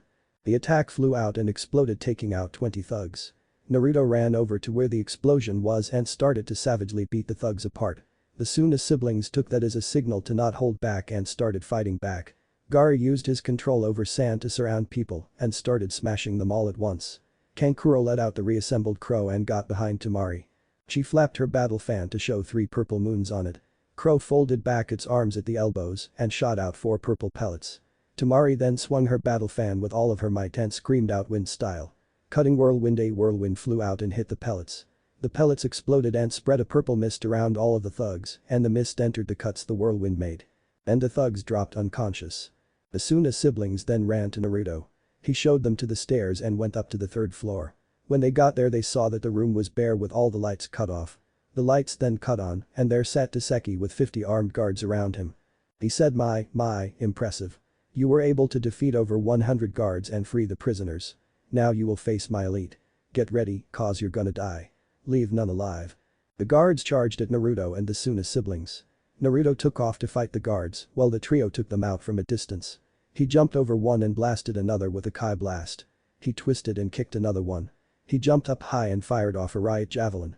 It exploded taking 5 of the guards away with it. He then fell down and charged another guard. He punched him in the face, then kicked him in the stomach to knock out 3 guards behind him. Naruto then focused Kai into his arms and let out a big energy blast taking out 5 more. Naruto then did some hand seals and called out fire style. Burning ash accumulation jutsu. He did more and then called out wind style. Great breakthrough. He then clicked his teeth to make the deadly combination explode, taking out 15 more. The others were taken care of by the Sand siblings. Naruto turned to face Taseki to see that he was already standing. Him and Naruto looked at each other and charged. They dashed at each other meeting at the center with punches thrown. They then met in an all-out jutsu brawl. They were throwing and dodging punches like it was as routine as breathing air. They barely landed any hits at all. Eventually Naruto started getting tired and pushed Kai through his entire body, making him faster and stronger, but damaging his innards. Naruto then started hitting Taseki with a barrage of kicks and punches. He then swats him away. He pulls both arms back and charges up Kai in them. He then yells Cyclone Buster. He then fires multiple shots at Taseki. Taseki, just getting up, takes them all in the chest. Naruto then phases away and reappears with his left palm in Taseki's face. He then says time to die. He charges up a big bowl of energy and lets it go at point-blank range. Naruto then turns around to face the Suna trio. They finished and killed all of the guards. Naruto only killed 25, 5 with Riot Javelin, 5 with Kai Blast, 15 with Burning Ash plus Breakthrough. Naruto was about to compliment them when he felt the building shake. He looked around to see that the entire place was about to come down. He saw that it was from his fight with Taseki. He then blasted a hole in the wall and dived out of the building that way.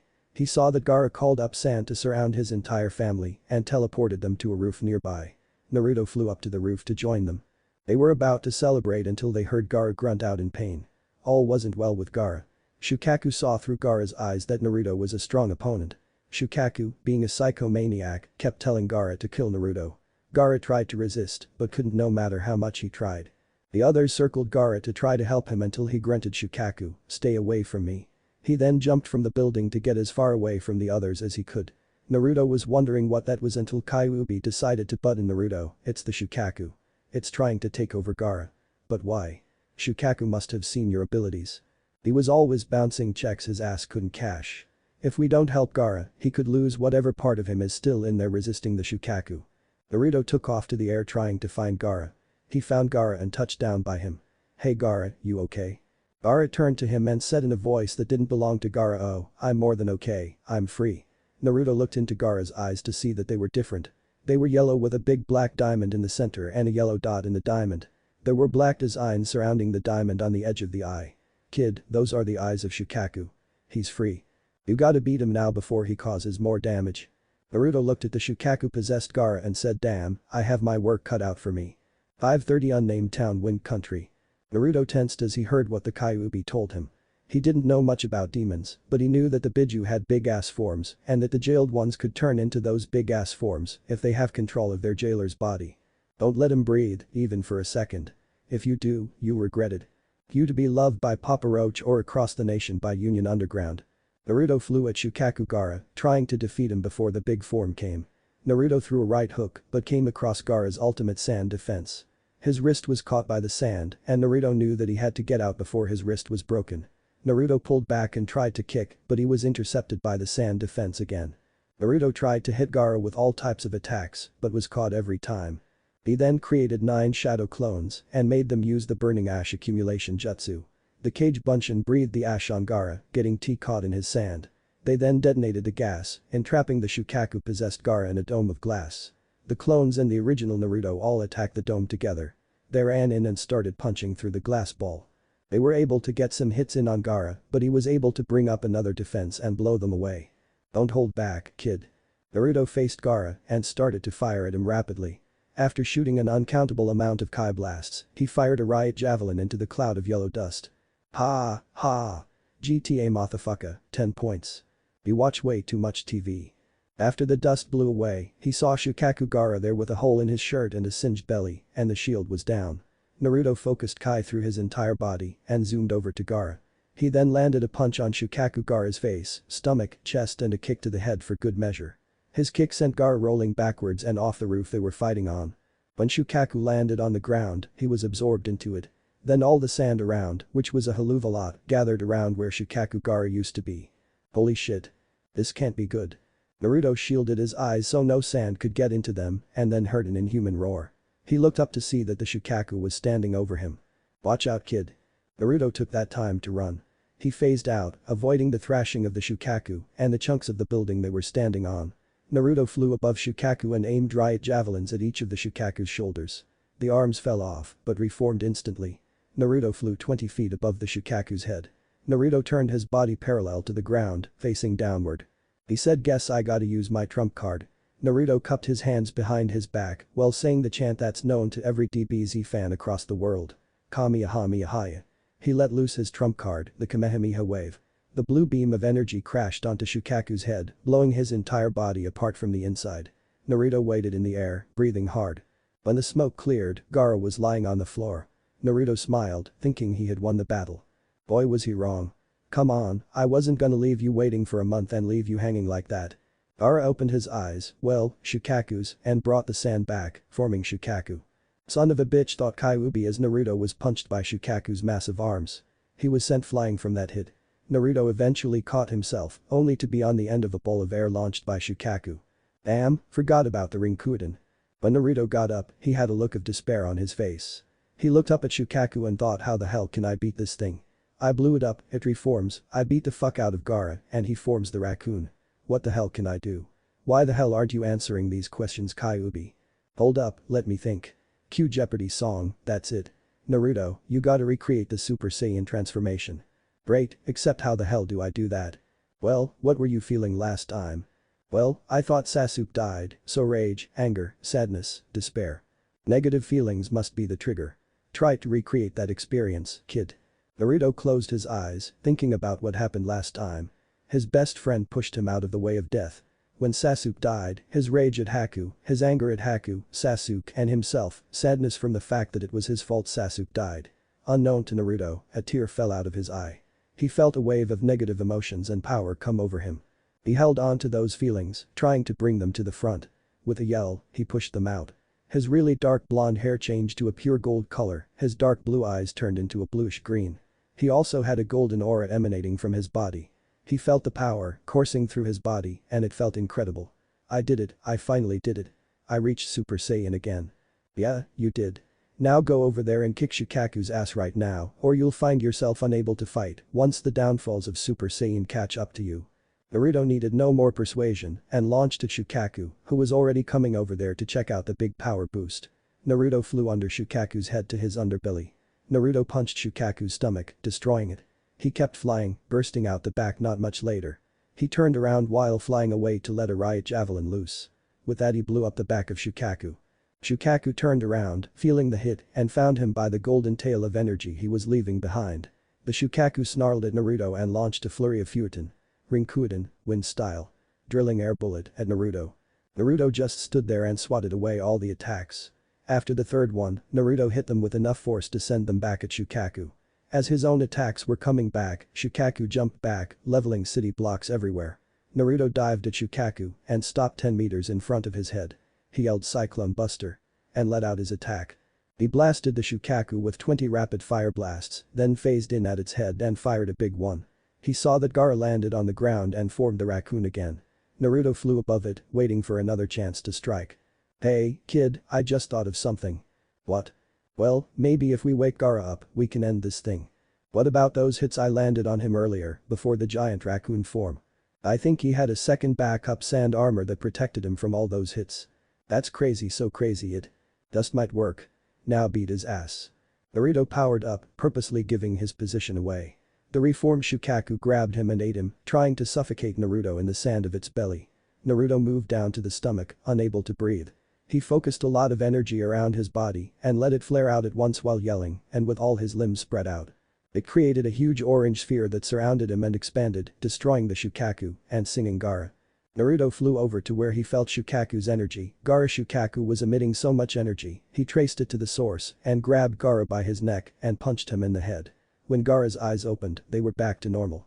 Gaara started breathing hard and said thanks. Naruto said, "Come on, let's get you back to your siblings." Naruto grabbed Gaara and flew away, trying to find out where the hell they went. He was flying when he was waved down there by Temari. He touched down, carrying Gaara in front of him. When he landed, Temari ran to him and hugged him while saying thank you. When she let him go, she was blushing. So was he. She tried changing the subject really quickly by saying, "What happened to you?" Naruto lied, "Oh, I don't know how this happened. It started during the fight. I don't know what it does." Gaara said, "How did you do it?" What came Naruto's reply. "Defeat me when I was in that form," said Gaara. "I was trying to protect these two," points to Temari and Kankuro. "They were innocent in this entire affair and I wouldn't be able to stand it if some innocent people got hurt for nothing. Now excuse me while I pass out." The siblings got a bewildered look on their faces until the golden aura and changes on Naruto disappeared and Naruto fell back unconscious. Next day 7:30 am. Naruto woke up the next morning sitting on a bed. He looked around wondering where he was until the door opened and Temari came there, dressed in her usual attire. She said, "Good morning, sleepyhead, I was wondering if you were gonna sleep all day." "Trust me, the thought crossed my mind," said Naruto as he followed Temari out of their hotel and to the village border. "Ah well, hey, we're getting ready to leave the village." "Cool, I'll see you off. I gotta leave anyways." "Where are you from anyway?" "Ah, well. I got nothing to lose. I'm from Konoha no Sato." Temari got a shocked look on her face. He was from the same village they were planning on attacking in a few months. She was seriously thinking about tipping him off until she remembered that she would become a traitor. Even if she didn't like her father, she needed to stay. She was the only person who treated her little brother right. Even if he never admitted it, he needed her there. And blood was thicker than water. She then said, "Oh. So are you competing in the Chunin exams being held there in a few months?" Naruto replied with, "Yeah. My teacher will have no choice but to recommend us." "Why?" "My teammate is special in the village's eyes and the council basically bends over backwards to kiss his." "Your teammate sounds like he has the easy life." Along the way they picked up Gaara and Kankuro. While walking in silence, they reached the road to Sunagakur no Sato. Temari said, "Well, this is my way." Naruto said, "Yeah, I gotta go this way." Pointing past the sand dunes. Temari said, "Keep you safe. I'll see you at the Chunin exams." Temari smirked and leaned in and kissed Naruto on the lips. She pulled back saying, "That's something to remember me by." Naruto stood there with a glazed look in his eyes. He then said, "Yeah." She giggled and led her brothers down the road to Sunagakur. Naruto just stood there with a glazed look on his face for 3 minutes until he remembered he was supposed to be in Wave Country. He shot up and flew to Wave Country. 8:30 Wave Country. Naruto touched down in his same clearing he took off in. He walked around and called Sasuke's name, but no one answered. Naruto walked around and found his headband at the exact same place he left it. Picking it up, Naruto ran to Tezuna's house and knocked on the door. Out came Inari. He yelled Naruto. And hugged Naruto. He said, "Why are you here? Your team already left." Naruto had a bewildered look on his face and said, "What?" Inari said, "Yeah, your team already left." Sasuke said to give this to you when you return. Inari reached into his overalls and pulled out a sheet of paper. On it was Sasuke's handwriting. It said. Naruto. Where the hell are you? Sakura and Kakashi got fed up with waiting on you, so we were forced to leave. The day I'm writing this is 8/12. It takes 3 days to travel from Wave to Konohagakure. I suspect we will be there by the 15th. You need to get there before we do or you'll be marked a missing nin. From. Sasuke. Naruto looked at it and read it 3 more times. Today was the 15th. He had to get there quick. Naruto was about to turn before his arm was held by Inari. Come on, Naruto. Stay and have some food first. Insisted Inari. Sorry Inari, but I have to get to my village before my team does. I'll come back and visit again, I promise. Said Naruto.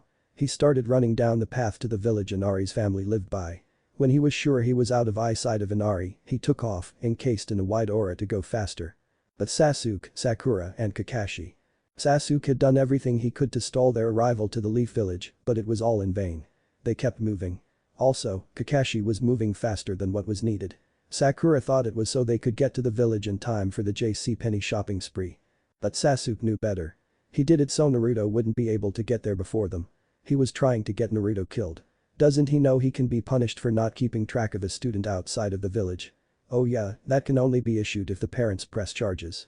And since Naruto is an orphan, Kakashi's off the hook. He must have been thinking of this for a while.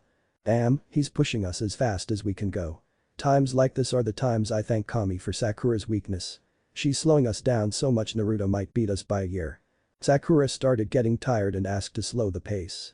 Kakashi growled and let up. They got to the village around 9 o'clock. They checked in with the village guards and were forced to building hop to the Hokage tower since it was faster. When they checked in with the secretary, they walked into the Hokage's office with Kakashi saying, "Sir, I have some interesting news to tell you about Naru." "Don't bother Kakashi, I beat you by 20 minutes," said a familiar voice. As one, they turned to the left wall to see Naruto leaning on it with his arms crossed and a smirk on his face. "Yes Kakashi," said the Hokage, drawing their attention to him. He continued, "Naruto has told me how you left Wave Country not waiting for him to show up." "What was I supposed to do?" said Kakashi, knowing he was busted. "Wait for me to show up," said Naruto. "We don't have to wait for your sorry loser ass to show up," yelled Sakura. "You guys left on the 12th. When I went missing you guys only waited for 2 days before leaving. What you were supposed to do is send a letter back to the Hokage telling him that you needed more time. Besides, we had 30 days at the most to complete the mission. It took us 3 days to get there. It was a week between our 2 fights with Zabuza. 3 days for me to wake up. Another week on top of that. I was gone 5 days. That leaves 5 days. You guys didn't even wait the last 5 days for me." "We don't have to wait for you," yelled the Banshee. "Actually, you guys should've. Sasuke, Sakura, Kakashi, I expect your reports on my desk by tomorrow." "Why doesn't Naruto have to write one Hokage-sama?" asked Kakashi. "I already did, Cyclops," retorted Naruto. "Okay, Naruto, stay back here, the rest of you are dismissed," said Sarutobi with a tone of voice telling you to not fuck with him. The others left, with Sasuke giving Naruto a punch on the shoulder. Naruto turned to Sarutobi and said, "Okay, what you got for me, old man?" "You broke the seal didn't you?" said the Hokage out of the blue. Naruto, feigning dumb, said, "I don't know what you're talking about." "I'm talking about your abilities that were sealed away by your father." "You knew about those?" said Naruto. "Yes, I knew about them. I was the one who recommended them." "What the hell you old bastard," yelled Naruto. "Naruto, I know that you're mad, but think about it. Your family's abilities are amazing. So amazing that I can't trust you to learn of them by yourself. Who would teach you? If you found them and were in a foul mood, you would destroy this planet. I had to wait until I was sure you wouldn't kill everyone out of rage," said the Sandaime. Naruto, after thinking about it for a minute, cooled down and said, "You're right, old man. If I wasn't calm, I would have done something that I'd regret. You were right to lock them away from me, I wasn't thinking. I'm sorry for yelling at you." "No problem. Also, your father left you something. He had an old training ground that he always went to train in. He put something over the grounds so he was the only person to pass through them. I think it might have been blood related and since you're his son, you might be able to see how your father trained." "Alright, old man. I'll see you later." Naruto had ran out of the office only to come back 3 minutes later when he remembered that he didn't know where it was located. Unknown area. Naruto followed the map he was given by the Hokage to where the general area of the place was located.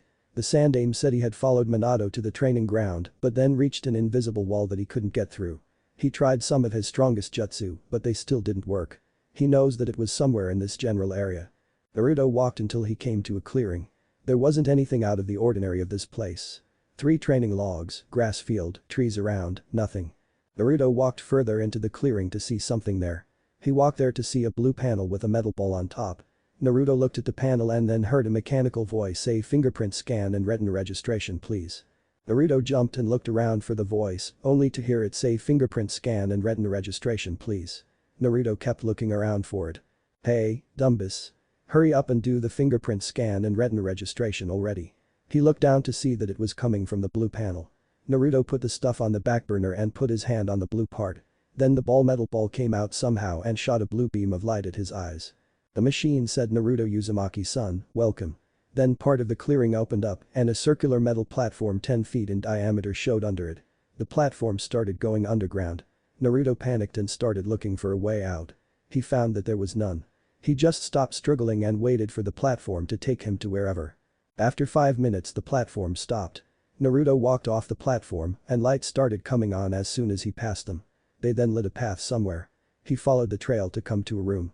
He opened the door to see a big monitor there hooked up to what looked like a supercomputer. The monitor turned on and there was someone standing there. He had yellow blonde hair with blue eyes, he was muscular, in a fighting guy with the Hokage's formal robes on. He said hello, I am Son Goku Jr., but most know me as Minato Namikaze, the Yondaime Hokage of Konoha no Sato, and if this video is playing, you must be my son, Naruto Uzumaki Namikaze's son. Naruto just looked on in complete and total silence and shock. Naruto was so shocked that he could just mutter out how. Minato said well, I bet you're wondering what this place is and how this all happened. Well, it started off with my ancestor, Goku. Blah blah you know the story. After I beat Vegeta Jr. in the World Tournament on my 20th birthday, some aliens came and invaded the Earth. They were of the same species as Frieza.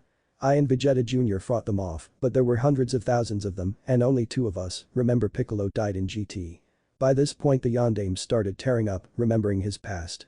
He continued there were too many of them for us to fight. We were forced to leave the planet, going to another one that humans lived on. When we left, we swore on our ancestors that we would kill them all for destroying our home. Naruto just stood there shocked. He heard of another Earth from the Kyuubi, but he could never guess that they were that advanced. He was about to ask more when Minato started speaking again. When we landed on this planet, I was cornered by this huge beast, the Kyuubi no Kitsune, the same one I sealed in you. He demanded to know who I was and where I came from. I told him the same story I told you. He seemed to back off after that. After I met up with Veggie Jr. we went to the nearest town asking directions to a city. We arrived in Konoha. I stayed in Super Saiyan for the rest of the time I was alive, only switching out after I told the Sandaime and your mother. I found out that Vegeta Jr., who then went by Jufu Lee, had a son who was named Rock Lee. After seeing how happy his family was with a new addition to them, I talked it over with Kushina, your mother, and decided to have a baby. That's where you came in. Although the Kyuubi attack shot all my ideas of having a happy family to hell. Anyway, Naruto. I left many recordings on here of how to focus your Kai, our basic attacks, and where you can find some training equipment. I just want to say that I'm sorry for everything that happened to you. I'm guessing that the village didn't listen to my last wish. I just hope that all of this will redeem me in some way. I'm sorry and I love you Naruto, so did your mother. After that the transmission ended. Naruto took some time to put himself together from the transmission. He then walked around what he assumed to be a huge underground lab. He was admiring all of the inventions that his father had built in his spare time. A room that could manipulate the gravity to increase it up to 1,000 times regular gravity. A case full of weights that weighed probably 1,000 pounds each. A machine that could hover off the ground and fly around like a bird. And all of them could be shrunken into a capsule form for easy carrying. Naruto went back to the computer to type in the history of the Sun family. From there a bunch of things popped up. The first one was about Naruto's meeting with Bulma and through the first martial arts tournament he competed in. The second was about his defeat of the Red Ribbon Army and the second martial arts tournament. The third was all about the fights he had with the Demon King Piccolo until the birth of Gohan. The fourth was all about the fight with Raditz and the other Saiyans. The fifth was all about their adventures on Namek and with the Namekians. The sixth was about the fights they had with Garlic Jr. and the return of Frieza. The seventh was about their entire history with the androids. The eighth was about their fights with Majin Buu. The ninth was about their trip all around the galaxy looking for the Black Star Dragon Balls. The 10th was about the breakout of HFIL, Home for Infinite Losers, or Hell, by Super 17. And the last one was about their fights with the Shadow Dragons. The videos just showed old video recordings of the fights. Naruto saw some of the moves that were used on there and was amazed. He saw a move called the after image that he was interested in. Naruto typed it in on the computer and it showed a video of a young Goku fighting someone using it. Basically, as their opponent came at them with an attack, they would take off in a short burst of extremely high speed, moving faster than the opponent can sense. This has the side effect of leaving a momentary after image until the opponent's senses adapt and realize their target is moved. There was another technique that was used that took Naruto's attention. It was called psychokinesis. It was used to manipulate objects and other people with the power of one's mind. It was first used by Chiaotzu. After practicing these abilities in the now dubbed gravity room, Naruto found that the after image was pretty easy. He just had to move a little Kai into his legs and presto, he's gone. Psychokinesis was an entirely different thing though. Naruto couldn't get it to work. Goku's brother could do it, why couldn't he? Naruto banished that thought from his mind and went to the gravity room. He saw that it even had weights for lifting. Naruto just went to the console in the front and increased the weight to 2x gravity. He hit the ground with a thud. Naruto tried to push himself up, but it didn't work. Naruto got up to his knees and waited there until he could get back up. After a few tries, he was able to stand up, but barely. Naruto stood there, waiting for his body to adjust to the gravity. He took a few steps slowly, trying to move in the gravity. After 20 minutes he found it becoming a lot easier to move. He was even throwing some punches in there. He went to the computer by the door of the room to see that he could deploy some robots for fighting or to shoot at him, for dodging. Naruto deployed the fighting robots and got ready for battle. The room in the GR with the sign robots opened and in came 10 robots. They all looked at him and ran at him. Naruto got into a fighting stance and waited for them to attack. One robot decided to start the fight by walking up to Naruto and punching out, really slow. Naruto hit the robot with his knuckle and it broke into pieces. Naruto then ran to the robots kicking each one until they were destroyed. Naruto looked at the robots and thought, wait. That was easy. Way too easy. Naruto walked up to the computer and saw that there was an advanced settings button on there. He pushed it and there was a chart with all of the abilities of the robots. Naruto just smacked himself in the head muttering idiot. In advanced settings, he could personally customize the abilities of the robots. He saw that they were measured in levels and the settings he had it on were all at level 0. Naruto looked at them and changed the stats to train better. Speed. Level 18. Strength. Level 14. Endurance. Level 20. Stamina. Level 20. High blasts. Level 15. Fighting. Level 14. Strength, Kai blasts, fighting equals average. Speed equals below average. Endurance, stamina equals above average. Naruto saved those attributes and deployed 10 robots. Naruto stood there at the robot's door waiting for them to come out. When they came out, they were completely different than the other ones. The other ones looked like they had a metal skeleton and a small air of wire wrapped around them. These ones had thin black armor all around their bodies. They were covered by wide armor plating all around forming to the shape of their body. The armor stopped at 3 inches from their joints, knees, elbows, neck. They all got into a fighting stance. Naruto saw a complete improvement over the other robots. You could tell by looking. Naruto got into a fighting stance. One robot charged him and threw a left punch. Naruto was surprised at the speed and could barely block the punch, which he thought hurt like hell. He let his left fly and hit the robot directly in the face, small pieces of armor coming off. Naruto then kneed the robot in the gut. The robot bent over in pain, only to come back with an uppercut to Naruto's chin. At this point the other robots jumped in. They crowded Naruto and started throwing punches at a fast rate. Naruto could barely dodge them all. He dodged a punch from a robot on his right and grabbed his arm and swung him around and threw him away. Naruto charged Kai into his hands, but then let it go, fearing destroying the GR and never being able to repair it. He just decided to fight with his bare hands. He jumped over a robot that got up and went behind him. Naruto yelled out Cyclone Rage and charged the robot. It was a hand-to-hand attack he invented himself. The robot turned around to face Naruto. He charged the robot with his left held back in a fist and his right in front of him with a block. He lashed out with his right, hitting the robot in the face with his right arm. He then punched it with his left and used his momentum to kick it in the stomach with his left leg. He then turned around, lashing out with his right heel to the chest, then right elbow and fist to the face, and then ending with a left punch right to the sternum. The robot flew away in a mess and crashed into the wall of the GR. It then exploded. Naruto was about to cheer, but then was shot in the back with a Kai blast. Naruto fell to the ground but rolled out of the way of another. He stood up and kept dodging the Kai blasts. He then slowly made his way to the robots while they all were shooting at him, getting hit with a few. He got face to face with the closest one to him and dodged his shot, punched him in the chest, and grabbed him for use as a human robot, you know what I mean, shield. He put the robot in the way of every shot that came to him. Naruto jumped and dropkicked the robot into another one on his left. The dropkicked robot exploded, his friend getting away in time. Naruto was dodging them, and then he started thinking, wait, if I'm dodging their fire, then where they are hitting. Naruto jumped over the robots and saw that the walls absorbed the energy. Naruto grinned and landed. He saw that the robots were retracting their hands into their armor, charging up shots. Naruto grinned, and as soon as they started firing, he let up a shield of Kai, blocking their fire. He saw that the fire was starting to increase, so he made the shield circle around him. He kept this going for 2 minutes, grunting whenever he had to repair it where he was blasted. He realized that the shield still was wasting too much energy, so he focused the shield into a full body, one that made an outline of his body 3 inches from his skin. He started walking, concentrating on forcing the energy to take that shape and repairing it where he was blasted. He waited until he was surrounded by all of the robots, they blasting him. Naruto closed his eyes in concentration and then focused all of his energy out, causing a super explosive wave. When he ended it, he realized that attack wasted 60% of his power alone. Combined with keeping the shield, he was running on fumes, a measly 5% of his full power. Naruto also saw that the robots weren't dead. Their armor was almost completely melted though, and they weren't moving anywhere as quickly as they were before. Naruto took the initiative and charged the robots. He went up to one and punched at it. The robot let up a measly block and Naruto lifted the robot up vertically. He was about to throw the robot into his friends but couldn't hold the robot for long, so he tossed it as close as he could to another. He managed to make the robot fall over his thrown friend. Robot he threw then exploded, taking the other one with it. Naruto saw them all start to get up and try to crowd him. He decided to try a move he saw from the video. It was called Power Blitz. Naruto focused Kai in his hand, making it take the shape of a small one ball in his right hand. He yelled out Power Blitz and threw it at them, the blast increasing in size as soon as it left his hand. All the robots were hit from that and exploded.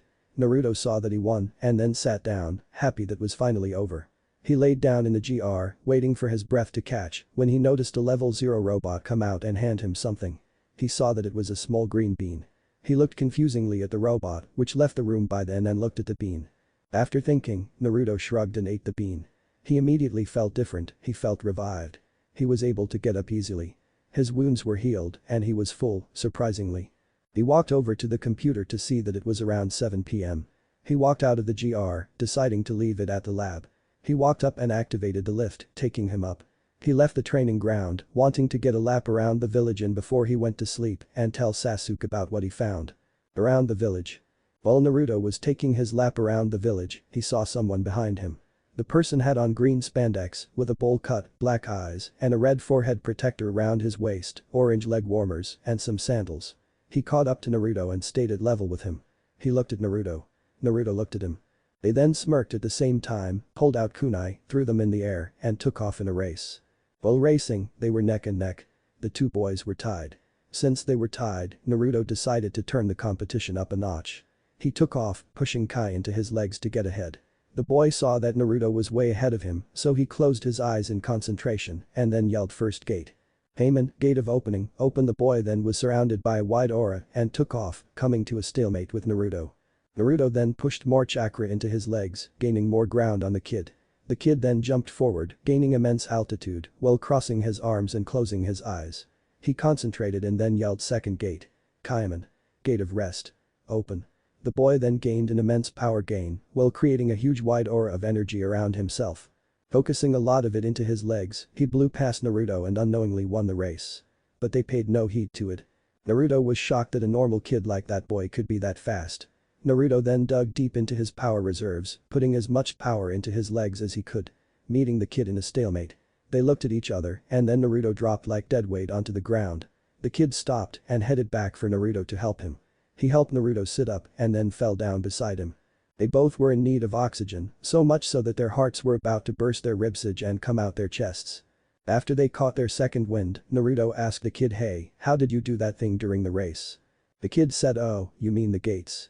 My teacher Guy Sensei taught me that. Basically there are 8 gates on your chakra system that regulate chakra. When I did that, I forced open the gates, giving myself more power than normal, but doing a lot of damage to my body. That's why I don't use them much. Only as a last resort. Personally, I hate typing up youth every other word, so imagine it's there. Naruto stared at Lee and said, you say youthful a lot. The kid said yes, it's a show of how powerful my springtime of youth is. Naruto said yeah. Well, thinking what kind of backwards fucked up village is this? Naruto said, so, can you teach someone that? The kid said, sorry, but no. My teacher specifically told me that I can't teach anyone this technique without his consent. Naruto said, it's nothing. I guess I'll make do with what I got. Oh, yeah, what's your name anyway? The kid said, I am Rock Lee, the Hidden Leaf Village's handsome devil. To prove his point, Lee jumped up in the air doing some kicks and then landed.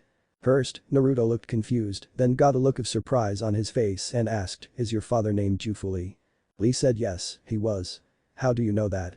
Naruto said, I read my father's diary and he mentioned that Jufu Lee was his best friend. Lee asked, really? Why didn't my dad ever mention that?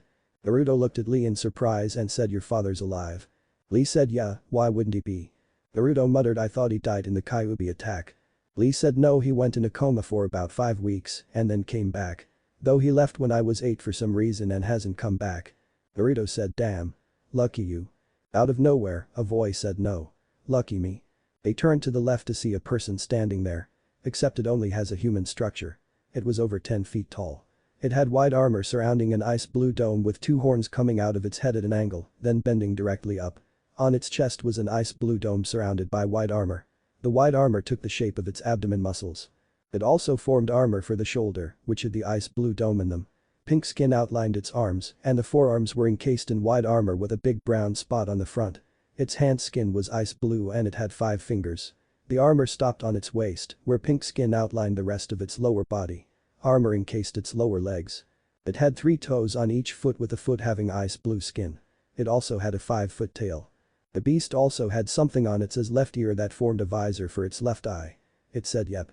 I finally get to fight. Master left me this pitiful planet, but I think this has a lot of potential. Now, all I have to do is enslave all of the insects here. Naruto looked at the monster and said, what are you talking about enslaving us?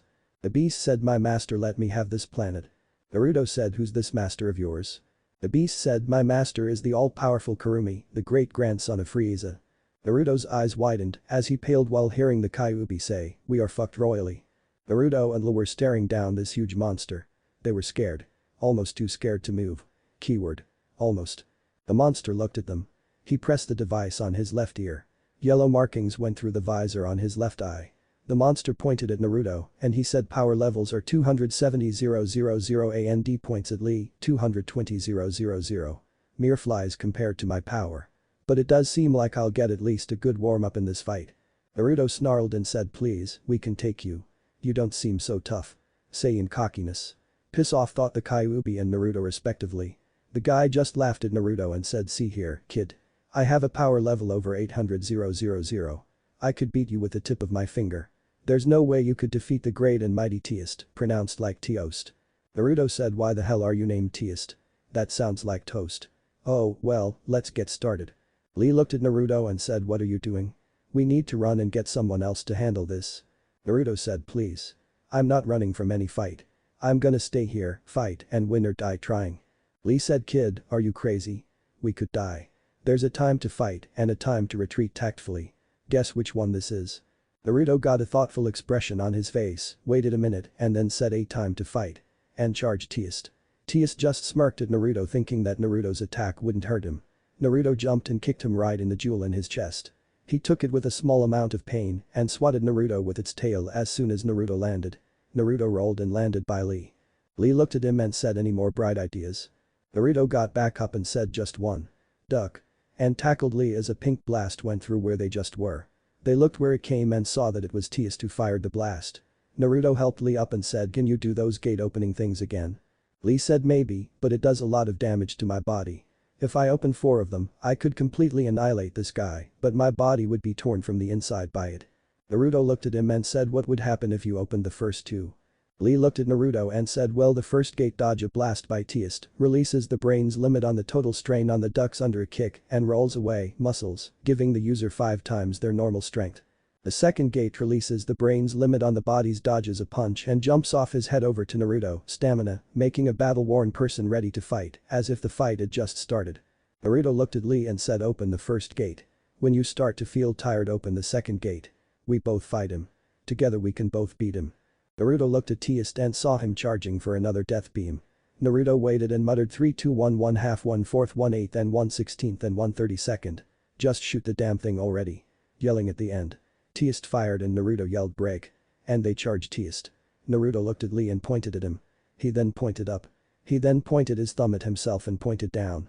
Lee looked confused and then mouthed realizing it meant you go high, I go low. They charged Teist with Naruto in front. Naruto went for Teist's shin while Lee jumped up and kicked him straight in the face. Both connected. Naruto then jumped up and kicked him in the jewel on his chest. He saw Lee land behind him and Naruto kneeled down with his back at an angle.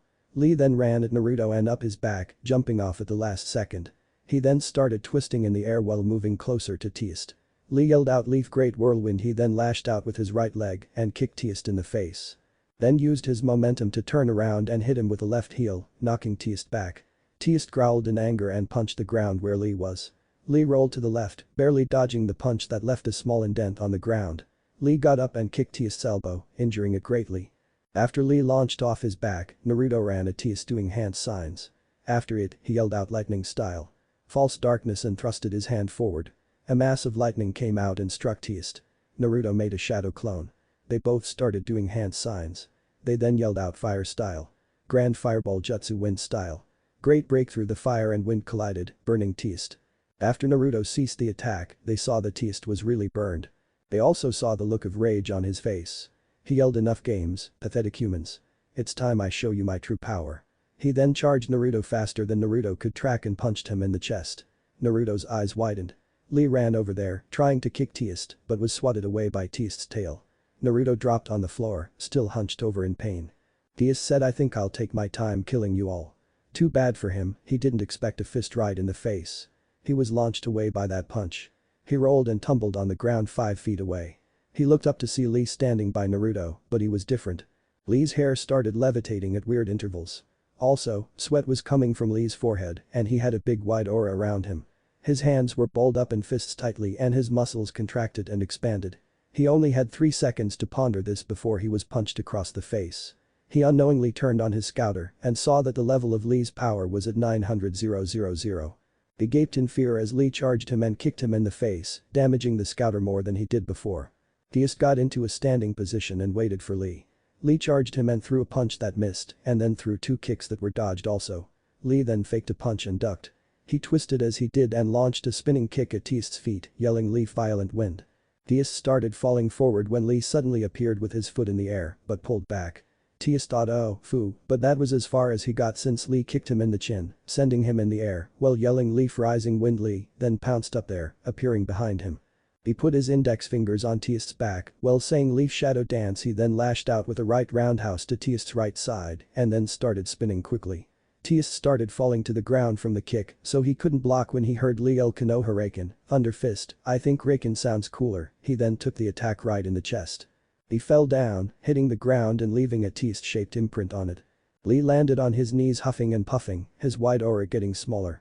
Naruto finally got up from that punch and saw Lee's display of power. He smiled at his friend and was about to congratulate him, but then saw that Teist got back up. He was bleeding from the mouth and his chest jewel was cracked. He had smudges of dirt all on his armor. He looked at Lee and smirked and said oh, how the mighty have fallen. I guess that show back there was a one-hit wonder. Now, you die. He charged Lee with the intent of killing him. Naruto couldn't let that happen. He charged Kai into his hands and fired off 12 shots at Teist, ignoring the pain of his broken ribs. Teist grunted in pain as each one hit. Naruto created 5 clones and told them to keep Teist busy. Naruto then ran over to Lee, limping a little. Lee stood up, the white aura fading more and more. He then crossed his arms and started shaking. He said Lee, stop. You don't have to do this. I'll beat him. Lee stand down, I don't want to see you get hurt. Lee looked at Naruto and said no. I will not stand by and watch my friend fight a battle we both were in. When I was in the academy, everyone taunted me and put me down all because I couldn't use ninjutsu or genjutsu. My own teammate puts me down. After his constant put-downs, I made a vow. I vowed that I would never be seen as the fifth wheel. I would never be called useless, talentless, or weak ever again. I would get stronger and show all those people who put me down that it doesn't matter that I can't use ninjutsu or genjutsu. I will still become an accomplished ninja and I won't leave you standing alone either, Naruto. I'm fighting this until the very end. Lee threw his hands to his side, the white aura growing in size. He then yelled second gate. Third gate. Kaiman. Saiyan. Gate of rest. Gate of life. Open. Lee's aura skyrocketed. His skin became red. His eyes lost their iris and pupil. He then took off like a rocket, crashing onto Teist and sending him to a tree. Naruto looked to see that Lee was pounding him. When Teist got up, he ignored the pain in his armor and started attacking Lee back. Punches were being thrown at an incredibly fast pace. Naruto saw that in order to actually keep up, he would need an ability like Super Saiyan to keep up. Naruto started charging up, trying to reach Super Saiyan as much as he could. He could feel the barrier on his power. He was almost through it. With a yell, he broke through it. But not completely. He let out another yell as the power came to him. It was nothing close to the power of the Super Saiyan, but it was close. A yellow aura encased him. His muscles also expanded a lot. He tried to keep a hold on the power he got, but couldn't reach for the true Super Saiyan transformation. Naruto came to his senses and looked at the battle. It looks like Lee was throwing everything he had at Teist. He saw Lee was starting to lose more energy and shot over there. He got there just in time to see Lee duck under Teist's tail. Naruto put both hands behind him and shot a big Kai blast at Teist. He then charged through the smoke and punched him in the stomach. He flew up and stayed there as he started landing blow after blow on Teist's chest and head. Lee, who saw all this, ignored it and started bombarding his legs and stomach with attacks. Teist was hardly keeping up with all the blows, most of them landing. They were able to keep this up for 5 minutes, each feeling joy at every grunt of pain that came from Teist. Naruto kneed Teist in the chest and dropkicked him in the face. Lee was about to charge, but Naruto told him to wait. They did, and when Teist got up, the only thing he heard was lightning style. False darkness and a yell of riot javelin. The attacks all hit at the same time, giving a huge light show along with Teist's scream. Naruto and Lee watched with satisfaction, thinking that this was finally over. They let their adrenaline from the battle go away, dropping their transformations. They smirked at each other and gave a high five. They were about to cheer until they heard groaning. They looked over to see Teist getting up from the attacks. Damn, what would it take to kill this guy? He had many dirt smudges on his armor, all of the jewels on them were cracked. The armor on his back and arms was blown off, and so was 2 feet of his tail. The shadow clones Naruto made had long since poofed away. He and Lee were still struggling from the battle. They threw everything at him, yet he still comes back. Naruto just glared at Teist, he focused Kai through all of his system and charged Teist. He ran and punched him in the face, then chased him back and went around him to punch him in the back. He followed him up to the sky and kicked him in the stomach, gave him an uppercut to the face, then did a double-handed smash to his head. When Teist was falling down, Naruto put both hands behind him and charged up an attack. He then yelled, "Why won't you d?" Double riot javelin. He threw the one in his right hand, then the one in his left hand in quick succession. He knew that Teist wasn't dead. He had to do something to stop him. He knew this was a long shot, but he thought, "Fox, give me some chakra, are you crazy? My chakra does a number on your system. You could die. One death is better than thousands. Come on, I gotta fight and I need some more help to win. Sai, you're just like your father." He knew he wouldn't win against me, yet he still fought me. "Alright, kid, I'll give you some, but watch out. If you're using too much I'm gonna cut you off." "Fine." Naruto then felt a huge surge in his power. It felt weird, but it also felt strong. He knew he had to win this fight now, or else he would die. He let out a yell, and the chakra surrounded him in a thick red aura. His eyes turned red with slits in them, his nails grew out to claws, and his canine teeth grew longer.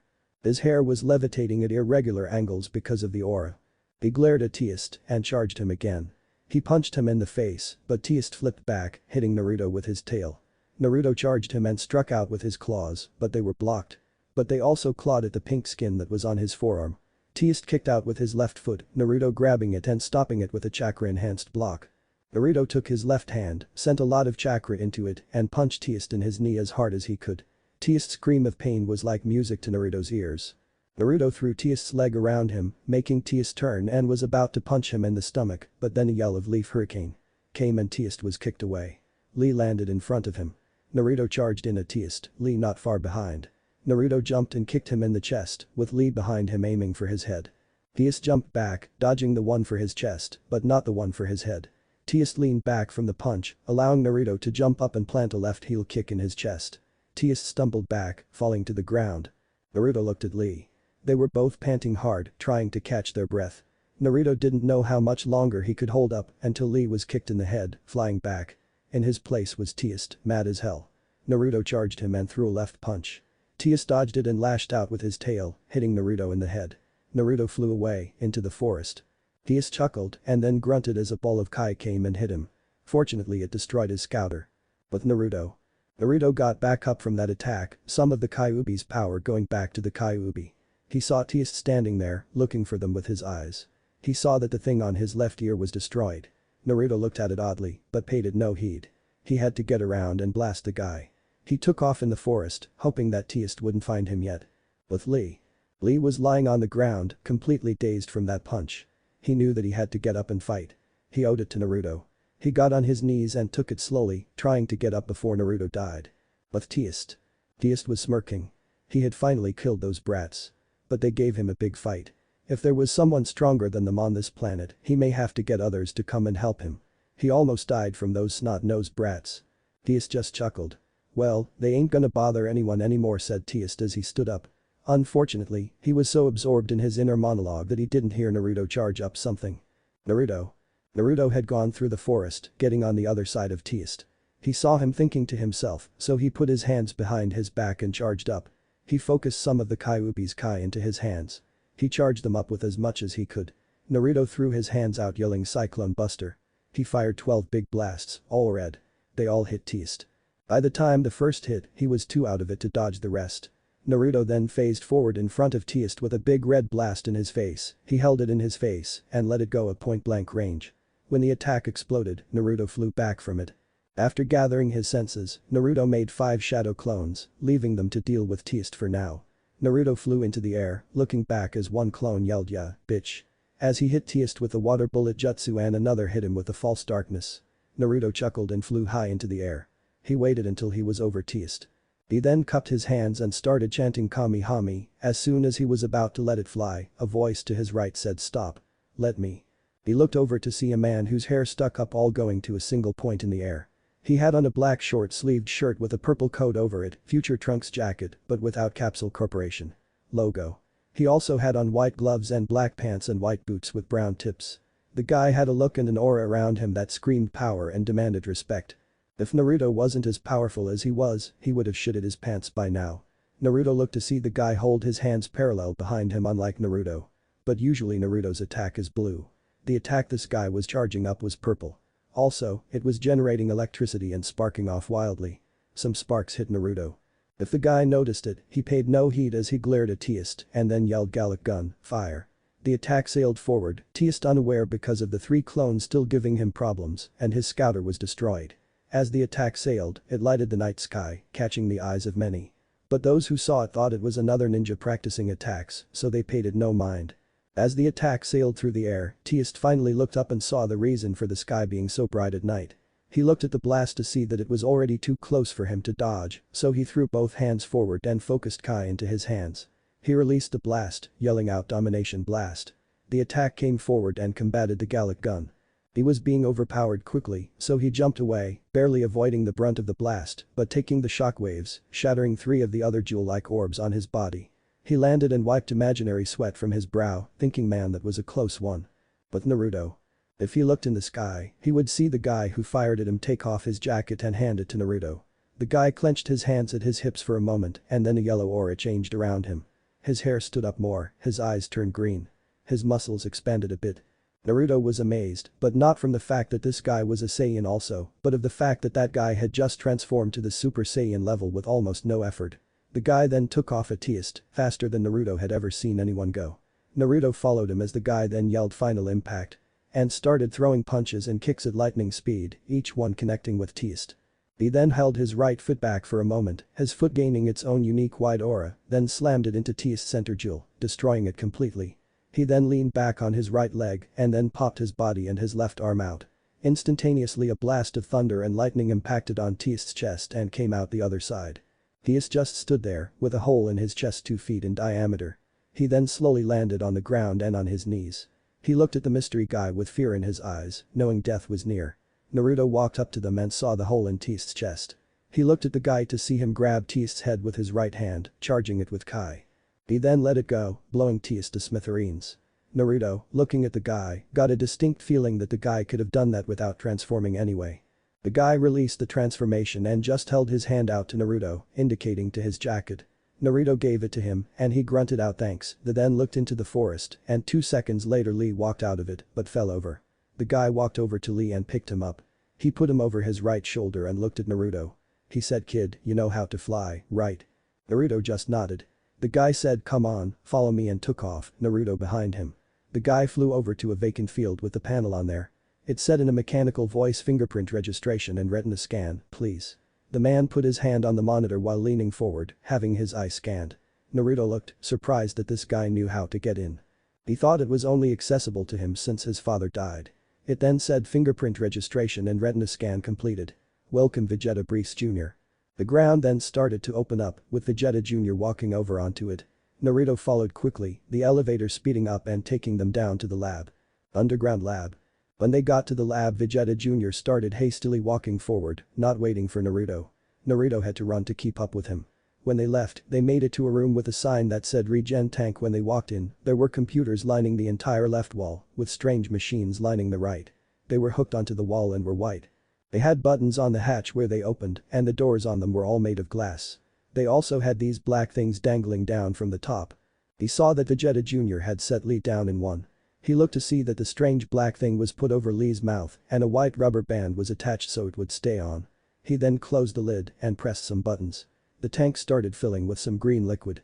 It started flowing from 2 holes on the side where tubes connected to the wall. Naruto was a little worried but then started freaking out when it passed Lee's jawline. He looked at Vegeta Jr. and yelled, "What the hell are you doing? You're gonna drown him." Vegeta Jr. looked at Naruto and said, "No, I won't."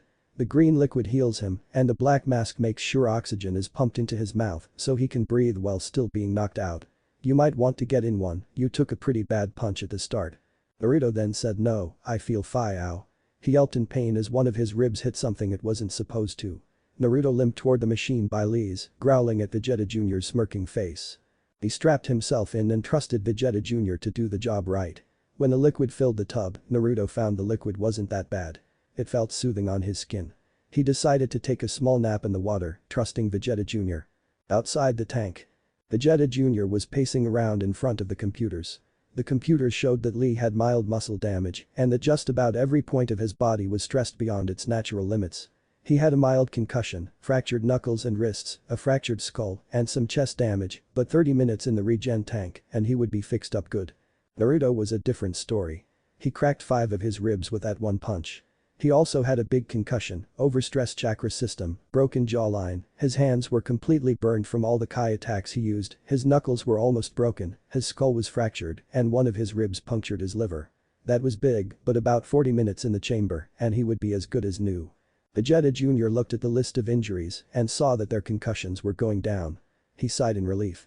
He walked out the regen tank room and went down the hall more, stopping at the room that said Chem Lab. He went in there and opened a big box.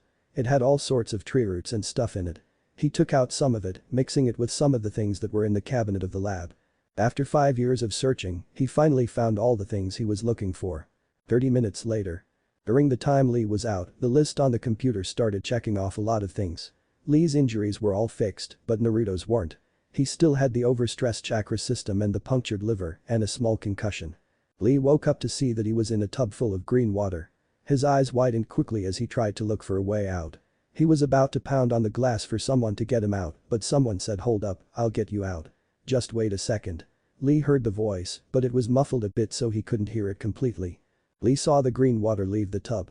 When it completely went out, someone grabbed the lid and opened it. Then a familiar person he hadn't seen in 5 years reached over and took off the black mask on his face. The guy then said, "Hey, son. How's it hanging?" Lee got a look of surprise on his face, then started tearing up and said, "Father." He leaned forward and gave Vegeta Jr. a hug and started crying. Vegeta Jr. just said, I'm sorry, but I'm here now and I'm not going anywhere." They had their hair-warmed father-son moment. During the 30 minutes, Naruto woke up from his nap. He was chilling and heard what Lee said. He looked over there and sighed and said, "It's times like this that I wish my dad was alive. So I could pop him one in the nose." Both father and son laughed at Naruto. Naruto just laughed and said, "How you feel, Lee?" Lee said, "I feel good. I feel like that fight with Teist never happened." Vegeta said, "That's the power of the regen tank. It heals you like you're brand new." Naruto said, "How do you know?" "I thought my father built this place." Vegeta then started chuckling a little, then started laughing outright. He calmed down after a minute and said, your father didn't build this place. I did. Your father was nowhere near smart enough to do this. Naruto said, where were you all this time? Vegeta said, I was out traveling the world. Looking for some stuff. I finally found it all a week ago and came back. I felt your power levels start shooting off and stuff, so I went over there and I had to save your asses. Naruto glared and said, hey, I could have beaten him with my Kamehameha if you let me fire it off. Vegeta said, you probably could, but I wanted to kill him for injuring my son. Naruto said, damn. Hey, could you let me out of here? I think I can manage. Vegeta looked at the screen to see that all that was left for Naruto was the broken knuckles, which would heal over by themselves, since they're now just a minor pain. He let Naruto out. When Naruto stepped out, he said, so you're Vegeta Jr. Vegeta looked at Naruto and said, and you're my godson, Naruto. Naruto looked at him and said, wait. What the fuck? Vegeta said, yeah, I was about to adopt you, but the damn Konoha council overruled it.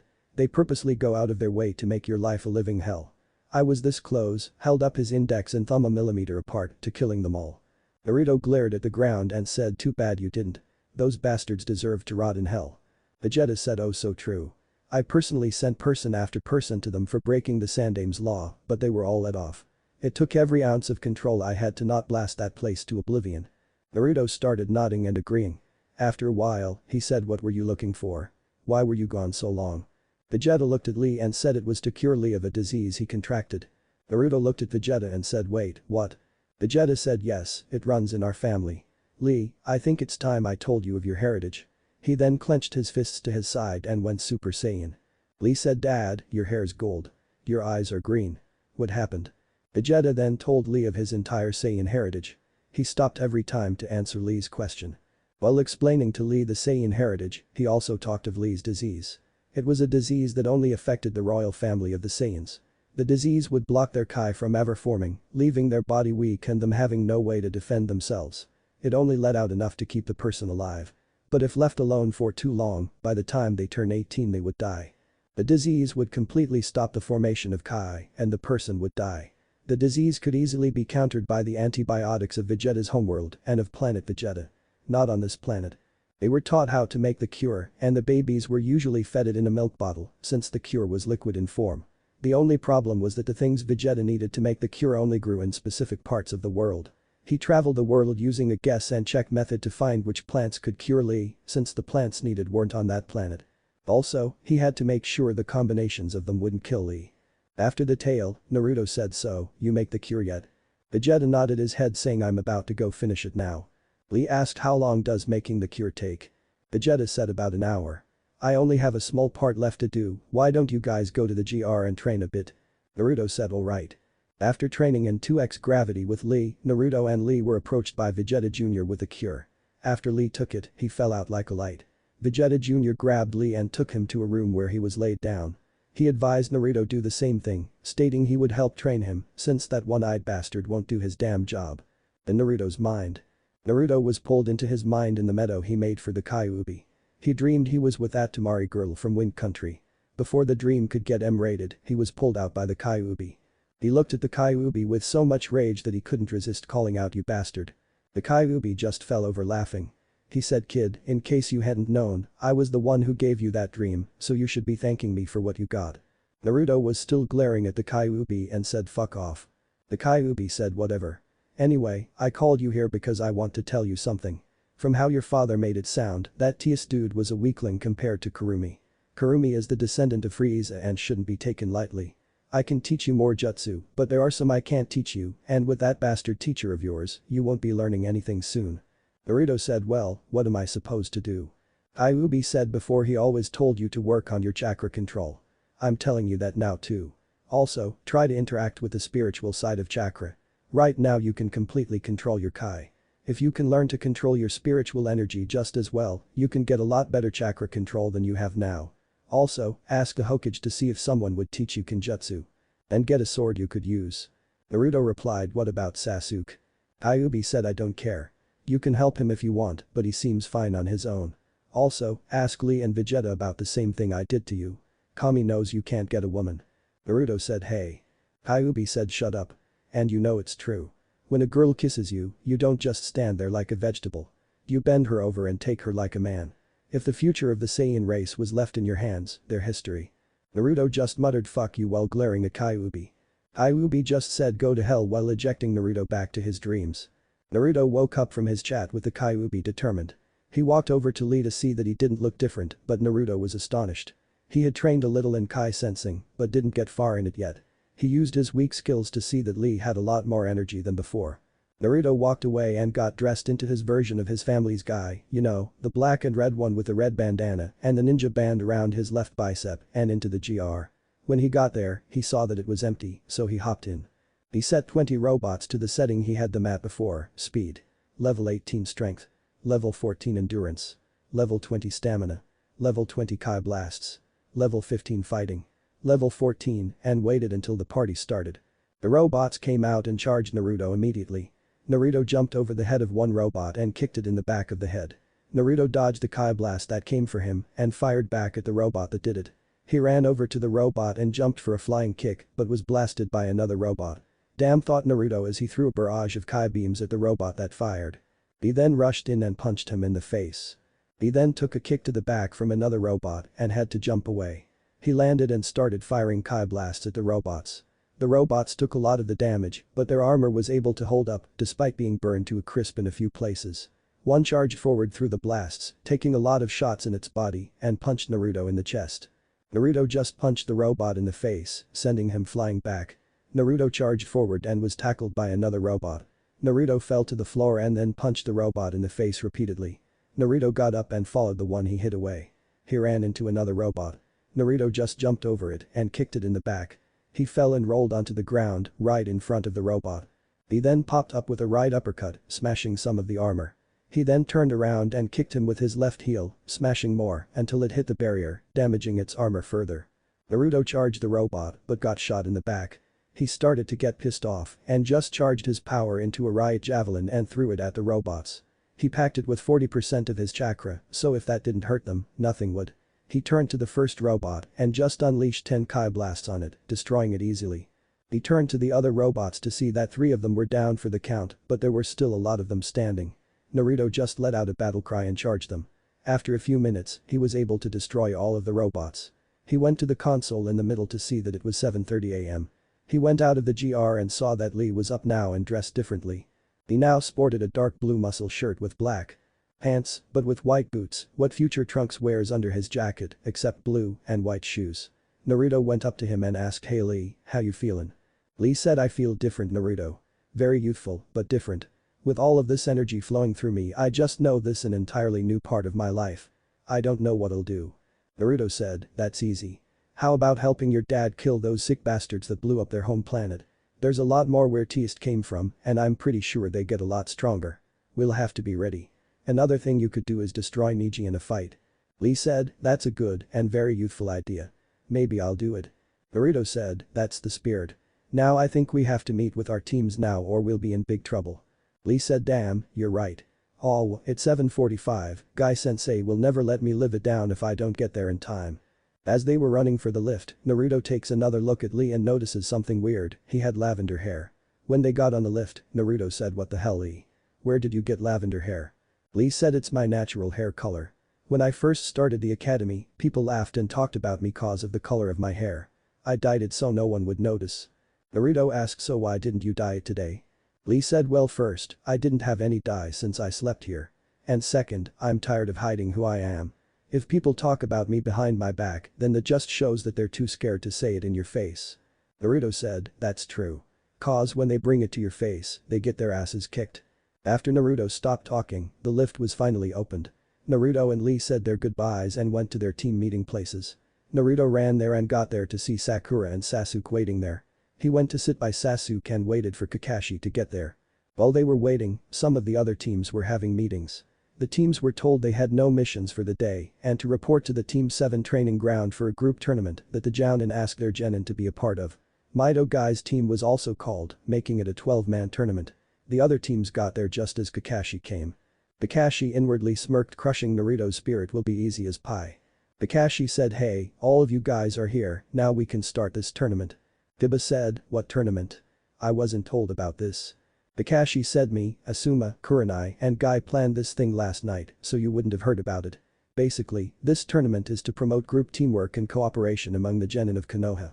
Also, a big tournament's coming up in 6 months and I want you all to be ready, so we're holding this tournament so you can see the flaws in your fighting style and fix them before the big tournament. Now, chill out over there and we'll pick the fights. Kakashi pointed to the platform where there were 3 logs where they usually meet. Most of the genin went over there except Naruto, who went over to the memorial stone. He kneeled down and looked over the names on there. He moved down the list until he came to Minato Namikaze. Naruto closed his eyes and said a prayer for his dad. After opening his eyes, he said, "I hope you're watching me, Dad, I'll win this tournament for you."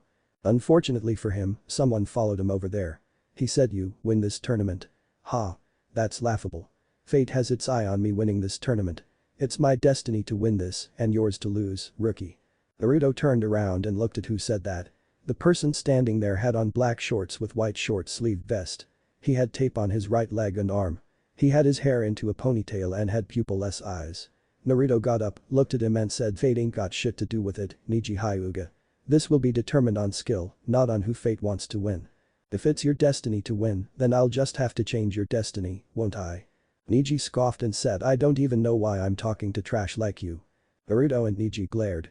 Pearl White met coal black as the tension in the air rose. Naruto retorted, "And here I thought you hated the head family of the Hyuga clan. You sound like one of them. You have a stick so far up your ass you gag on it. Now, move, I have a tournament to warm up for. And I'll show you who's trash on the battlefield, Hyuga." With that, Naruto rudely brushed past Neji and walked to Sasuke. Sasuke asked what was that all about. Naruto said, "Bastard thinks he's better than everyone because he's part of the mighty Hyuga clan. I'm just pissed a little. I guess it's up to me to show him how relying on your family name will get you nothing." Sasuke just laughed and said, "You are best at that. If it wasn't for you challenging me in the academy, I would have never learned that and I would have died a lot quicker." Naruto smiled and said, "True, you can't do anything right without me." Sasuke smirked and said, "Oh, please. Just cause you're a half-blood of the ultimate fighting warrior race doesn't mean I won't kick your ass to a Awakens and back." Naruto smirked and said, "I'd like to see you try." Lee comes over there and said, "Having fun, Naruto?" Naruto said, "I will as soon as that list is completed. I want to fight." Lee said, "Who doesn't?" Sasuke said, "Naruto, I think you'd better watch your ass. You know Kakashi's out to get you and the tourney might get ugly if you don't watch what you do." Naruto said, "Why do I need to watch my ass? You and Lee got my back, right?" Sasuke and Lee said, "Duh." Naruto retorted, "Alright then." After a few more minutes, the Jounin came back with a list of fighters. It was Naruto Uzumaki vs Kiba Inuzuka. Neji Hyuga vs Hinata Hyuga. Toji Akimichi vs Tenten Higurashi. Rock Lee vs Shikamaru Nara. Sakura Haruno vs Ino Yamanaka. Sasuke Uchiha vs Shino Aburam. Naruto was not surprised by this. Kiba was one of the fastest genin, but also the third worst in academic grades, the first being him and the second being Shikamaru. Kakashi hoped that he would think that after all that time of training, he still hadn't gotten any better. Then he would kick him while he was down. Naruto just put his anger on the back burner, psyched about the battle. He could finally test his power more instead of against only the robots. Naruto stood up and walked away from the platform to where the ring was. Kiba was also ecstatic, but because he thought Naruto was weak. He said, "Yeah. We drew Naruto for our match. This match will be easy, right Akamaru?" The ninja dogs of the Inuzuka clan had far more advanced hearing and sniffing than regular humans. They also had a sixth sense for danger, like a primitive version of chakra sensing. With Akamaru being a ninja dog, he could sense that Naruto was a big threat to Kiba and could kill Kiba if he tried. But Akamaru was extremely loyal to Kiba and knew of his confidence problem, so he didn't say anything, so Kiba wouldn't feel betrayed. So he barked a few times, translating into its sure will. "Let's make this quick." Kiba said agreed. "You're going down, Uzumaki." Naruto said whatever. "By the end of this match, you'll be eating those words, dog breath." Kakashi acted as the referee for this match. He walked in between them and said, "Alright, I want a good clean match. Killing is strictly prohibited. First to give up or fall unconscious loses. Now, get ready Hajime." With that, Kakashi jumped away, letting the two genin start the match. Kiba said, "I'll end this in one strike." He started doing hand seals and then got down on all fours and dashed at Naruto, yelling out all fours jutsu, 1, suddenly gaining an extra burst of speed, he hit Naruto, who was expecting to block the attack easily. Naruto flew away, hitting the floor 6 feet away. Naruto stayed down, playing dead.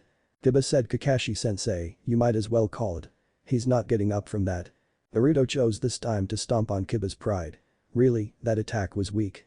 I'll admit that jutsu caught me off guard, but that hit was nothing. Now, let's really fight. Naruto stood up and charged Kiba. He ran over there with his fist cocked back like he was going to punch, but then put on a burst of Kai at the last second, making an afterimage punch out. Kiba moved to block the punch, only for it to go through him. He looked around for Naruto, only to be hit in the back by the person he was looking for. Naruto said, "Like it, dog boy.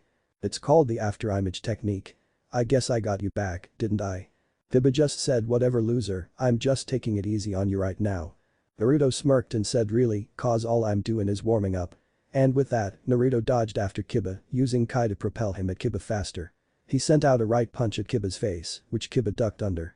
Kiba sent a left punch at Naruto's stomach, making Naruto bend over in pain. Kiba then sent his left knee into Naruto's face, causing Naruto to stumble back a little. Naruto got his bearings back in just enough time to avoid an all-fours jutsu by Kiba. Naruto made 3 shadow clones. He ran after Kiba, his clones charging behind him. Naruto dodged the right hook by Kiba, then kicked out. He bent over as his clone jumped over him. Kiba thought, "It's only a regular clone. It won't hurt me." The clone, expecting that train of thought, charged all the Kai it had into a fist and punched Kiba in the chest. The remaining 2 did the same thing, except one hit his left leg and another one being blocked, injuring him. Some Naruto didn't put a lot of chakra into them. After the hit, without Kai to support them, the clones puffed away. Naruto stood up, admiring his clone's work. Kiba got up and reached into his pouch. He pulled out some small purple balls. He then threw them at Naruto's direction. Naruto saw them coming and realized what they were quick. He started doing hand seals but was too late as the smoke bombs went off, clouding his vision. Naruto finished his hand seals, calling out wind style. Great breakthrough. Naruto blew the smoke away to see that Akamaru was charging him. Naruto dodged the dog's leap at his head and grabbed its body. He then threw the dog at Kiba as hard as he could. Kiba ran and caught Akamaru, getting mad. He didn't notice Naruto making hand seals until Naruto yelled out lightning style. False darkness jutsu. Kiba saw the massive lightning coming for him and dashed away. He was able to evade the jutsu, but not Naruto's fist. Kiba rolled away and got back up. He then fed himself and Akamaru some soldier pills. Akamaru's fur started turning red and Akamaru started looking more feral. Akamaru jumped on top of Kiba and put his front paws together. Kiba put his hands together also. They then called out Beast Human Clone Jutsu, too. Akamaru just barked, then Akamaru turned into an exact copy of Kiba, but more feral. Kiba did hand seals and yelled out all fours jutsu, increasing his strength and speed, making him look as feral as Akamaru. He said, "This is it, loser. It's time to show you the power of the best genin in the village." Akamaru jumped off of Kiba and they kicked off of each other. They started spinning, yelling out dual piercing fang, 3. And charged at Naruto. Naruto saw them coming and jumped over them, but didn't expect them to follow him up there. He flew away quickly, barely avoiding the attack and leaving an afterimage there. He touched down to see that Kiba and Akamaru landed down and started back up again. Naruto dodged Akamaru, then Kiba, and flipped over Akamaru when he came around. He couldn't dodge Kiba's attack though. He flew 5 feet away, landing in a heap on the ground. He started getting up, hearing Kiba gloat. "Yeah, loser. You can never beat me. I am the best. You know what, I'll become Hokage in your place. Kami knows you could never reach the top. You're not even good enough to lick the dirt off my boots. Alright, fuck this. No more Mr. Nice Guy. The gloves come off now. This match is over." Naruto stood up, still facing the ground. He looked up at Kiba and smirked, phasing out of existence. He reappeared behind Akamaru, kicking him in the back. Kiba saw this and tried to claw Naruto, but Naruto left an afterimage there. He reappeared in front of Kiba, punching him in the face and 3 times in the body. He saw Akamaru coming at him with a piercing fang, 4, but threw Kiba in the way and phased away. He reappeared 10 feet away from Kiba and shot Kiba and Akamaru with 20 Kai blasts. With that, Kiba was done. The Kashi came out on the field and although no one picked it up, reluctantly announced Naruto as the winner. Naruto went over to sit next to Sasuke and Lee. Sasuke whistled and said, "Damn, how'd you get so good?" Naruto said, I practiced. I've been doing this for a couple weeks now and I got the hang of it. It's not as hard as it seems." Sasuke said, "Then why is it so hard for me?" Naruto said, "Well, you've only been practicing for 13 days, while I've been practicing for the time equivalent of 34 days. Lee said, "After this, you have to teach me that youthful technique, Naruto. If I don't get the technique, I'll run around the village 40 times. And if Lee was cut off abruptly by Naruto punching him in the gut." While they were talking, Kiba was being taken care of. He only had a few burn marks and a lot of bruises, so he would live. He walked over to where the other genin sat and Hinata and Neji were called. Kakashi said second match, Hinata Hyuga vs Neji Hyuga. Ready set Hajime. Kakashi jumped away as soon as the match started. I don't feel like typing this, but it goes the same as it did at the Chunin exams. I'm skipping to the end. Hinata was clutching her chest saying you're wrong Neji. I can see you're suffering more than me. Neji narrowed his eyes and said what are you? Hinata interrupted him, saying you are the one who is confused and suffering inside the fate of the head and branch families. Neji glared at Hinata, growled and let out a battle cry and charged Hinata. Naruto saw this and charged toward Neji before the Jounin could react. The Jounin appeared in front of Neji, but Neji's dash was stopped, courtesy of Naruto's fist in his gut. Naruto didn't pay Neji any mind and walked over to Hinata. He went over there to see her on the floor, gasping for breath. He was about to call for a medic, but one appeared already. He said my name Raditz Nappa. The Hokage sent me over here to heal the wounded. I guess I was too late. I'll take the girl. He pushed past the Jounin and went to Hinata and Naruto. Naruto looked him in the eyes and said he was cut off by the medic whispering shut up, I'll take care of her. Vegeta picked up Hinata and carried her away quickly before anyone could question him. Naruto walked over to Neji to see him just getting up. He got in Neji's face and said what the fuck was that all about? This was supposed to be a spar, not a deathmatch. You could have killed her. Neji said what do you care? I guess you losers do have to stick together. I don't have to answer to you. Naruto glared and said since you won this fight, that means we'll fight in the semi-finals. Neji, I will make you beg for mercy. Joji vs Tenten was an interesting match also. Tenten had dodged Joji's human boulder Jutsu-5 many times until she figured out the pattern of it. When he turned around he had to stop rolling for a while. She threw a kunai at him when he stopped rolling, nailing him in the stomach. As he deactivated the jutsu, she charged in with a sword and held it at a man's true best friend. Needless to say, Choji gave up quickly. Next match was Rock Lee vs Shikamaru Nara. After Kakashi started the match, Lee jumped up and shot out with a quick leaf WHIRLWIND6, which missed Shikamaru. Lee started an all-out Taijutsu fight with Shikamaru, not giving Shikamaru time to make a plan. Lee got lucky and was able to land a punch on Shikamaru's face. He followed up with two more punches, then swept Shikamaru's feet from under him and held a kunai at his throat. Naruto turned around and walked away to his friends. The next match was Sakura vs Ino. As soon as it started, Ino used her mind transfer Jutsu-7 to get Sakura to give up. But Sasuke vs Shino gave up since the Uchiha clan was known for their fire jutsus and Shino's bugs were obviously flammable. Then they were in the semi-finals. 10 minutes after Sasuke's match was over, the Jounin came back, showing the list for the semi-finals. While they were gone, Hinata came back with a clean bill of health. The medic came over there and gave a wink at Naruto and Lee. The matches were Naruto Uzumaki vs Neji Hyuga. Rock Lee vs Tenten Higurashi. Ino Yamanaka vs Sasuke Uchiha. Naruto walked over to the clearing, waiting for Neji. Neji walked over there and said you might as well give up now, rookie. Once a loser, always a loser. Naruto smirked and said really, I guess I'll just have to show you how strong this loser is. Prepare yourself for defeat. Kakashi smirked under his mask, thinking that this would definitely ruin Naruto's confidence. Naruto stood there and when the match started, he phased away. Neji smirked and muttered Byakugan. He saw Naruto and used a Jaiken strike where Naruto would be, but Naruto was too fast for him. Neji was barely able to counter Naruto's punch from behind and strike him with an open palm strike. Naruto looked at him, then punched him in the face, asking what the hell was that supposed to do. Naruto did the shadow clone jutsu and made 20 clones. Most of them jumped Neji, but Naruto and 3 other clones stayed behind, standing by each other. They started doing hand seals and when they ended, the clones yelled fire style. Grand fireball. And Naruto yelled out wind style. Great breakthrough. The wind fed the fire, making the fireballs really big. Naruto smirked and watched Neji burn. He dispelled his clones and when the smoke cleared, Neji was standing there, his hair looking a little windswept and his clothes a little burned and out of breath. He tried to play it off, saying see loser, not even your best attack could stand up to me. You have no chance. Naruto chuckled darkly and said Neji, who the hell said that that move was my best attack? Naruto phased out of existence and then 40 clones appeared. They all charged Neji. Neji was able to blow them all back, yelling out 8 trigrams. Rotation. 8. The clones started puffing away, leaving the original Naruto standing there. Neji smirked and said idiot, you're within my 8 trigrams. Neji took a weird stance, then charged Naruto after yelling out 8 trigrams. 64 palms. 9. He went to Naruto yelling out 8 trigrams. 2 palms. And struck Naruto twice with his middle and index finger. He then struck him twice again with lightning-like speed, yelling out 4 palms. He struck Naruto 4 times yelling out 8 palms. He struck Naruto 8 times yelling out 16 palms. He struck Naruto 16 times yelling out 32 palms. He then struck Naruto 32 times, with the last one being a palm strike, while yelling out 64 palms. He ended with a palm thrust to Naruto's chest. Naruto fell back 6 feet but stumbled back up on his knees a couple of seconds later. He knew that using chakra was out of the question now, since his chakra points were closed. Naruto tried to focus Kai into his hand and surprisingly it worked. Naruto was confused but thought to answer that later. Naruto stood up on shaky legs and waited.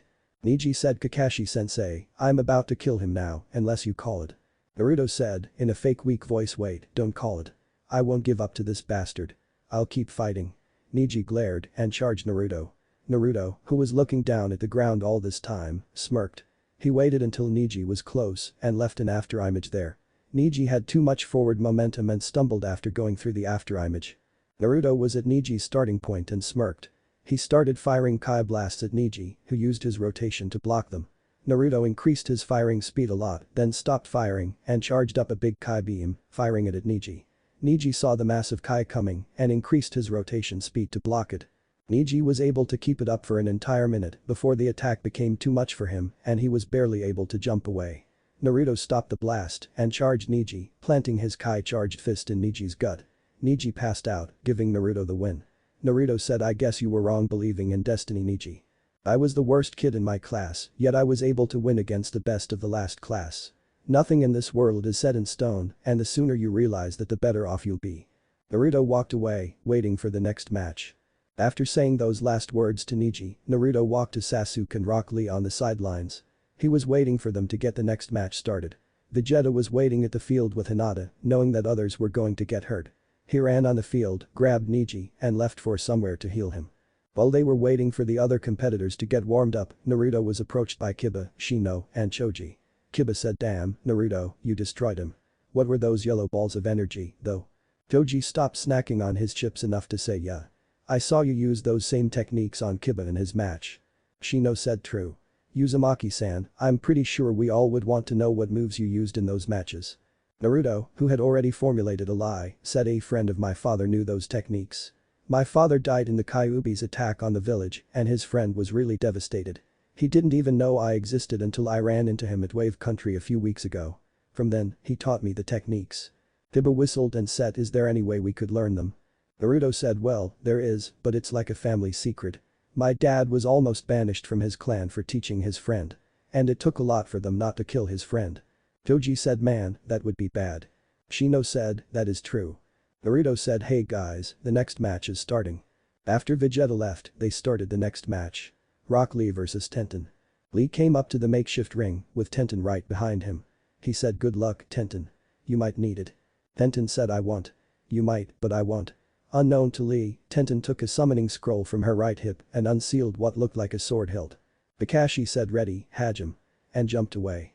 Lee took that notion to immediately dash at Tenten. Tenten, although not very good in Taijutsu, had expected it and had pulled the sword out of the summoning scroll with her left hand and slashed Lee with it. Lee was barely able to stop himself and duck under the attack. He let out a left punch at Tenten's chest, but she jumped away, throwing 7 shuriken at Lee. Lee saw them coming and jumped over them. He then landed and dashed after Tenten again. He let out another punch, but it was dodged and he was stabbed by a kunai. Then kicked in the face. Lee tumbled away, but got back up after a while. Lee said, "You're good, Tenten." "You too, Lee. You almost hurt me there." That statement got Tenten surprised a little, but she recovered, saying, "You're lying." With that, Lee disappeared. Tenten then heard Lee's voice next to her say, "I'm completely serious." She turned to Lee in shock, but then looked at him in pain as he punched her in her chest. He then grabbed her arm and threw her away. Tenten was caught off guard by Lee's sucker punch, but recovered and landed on her feet. Tenten pulled out another scroll and unsealed another sword. She held both at the same time and went after Lee.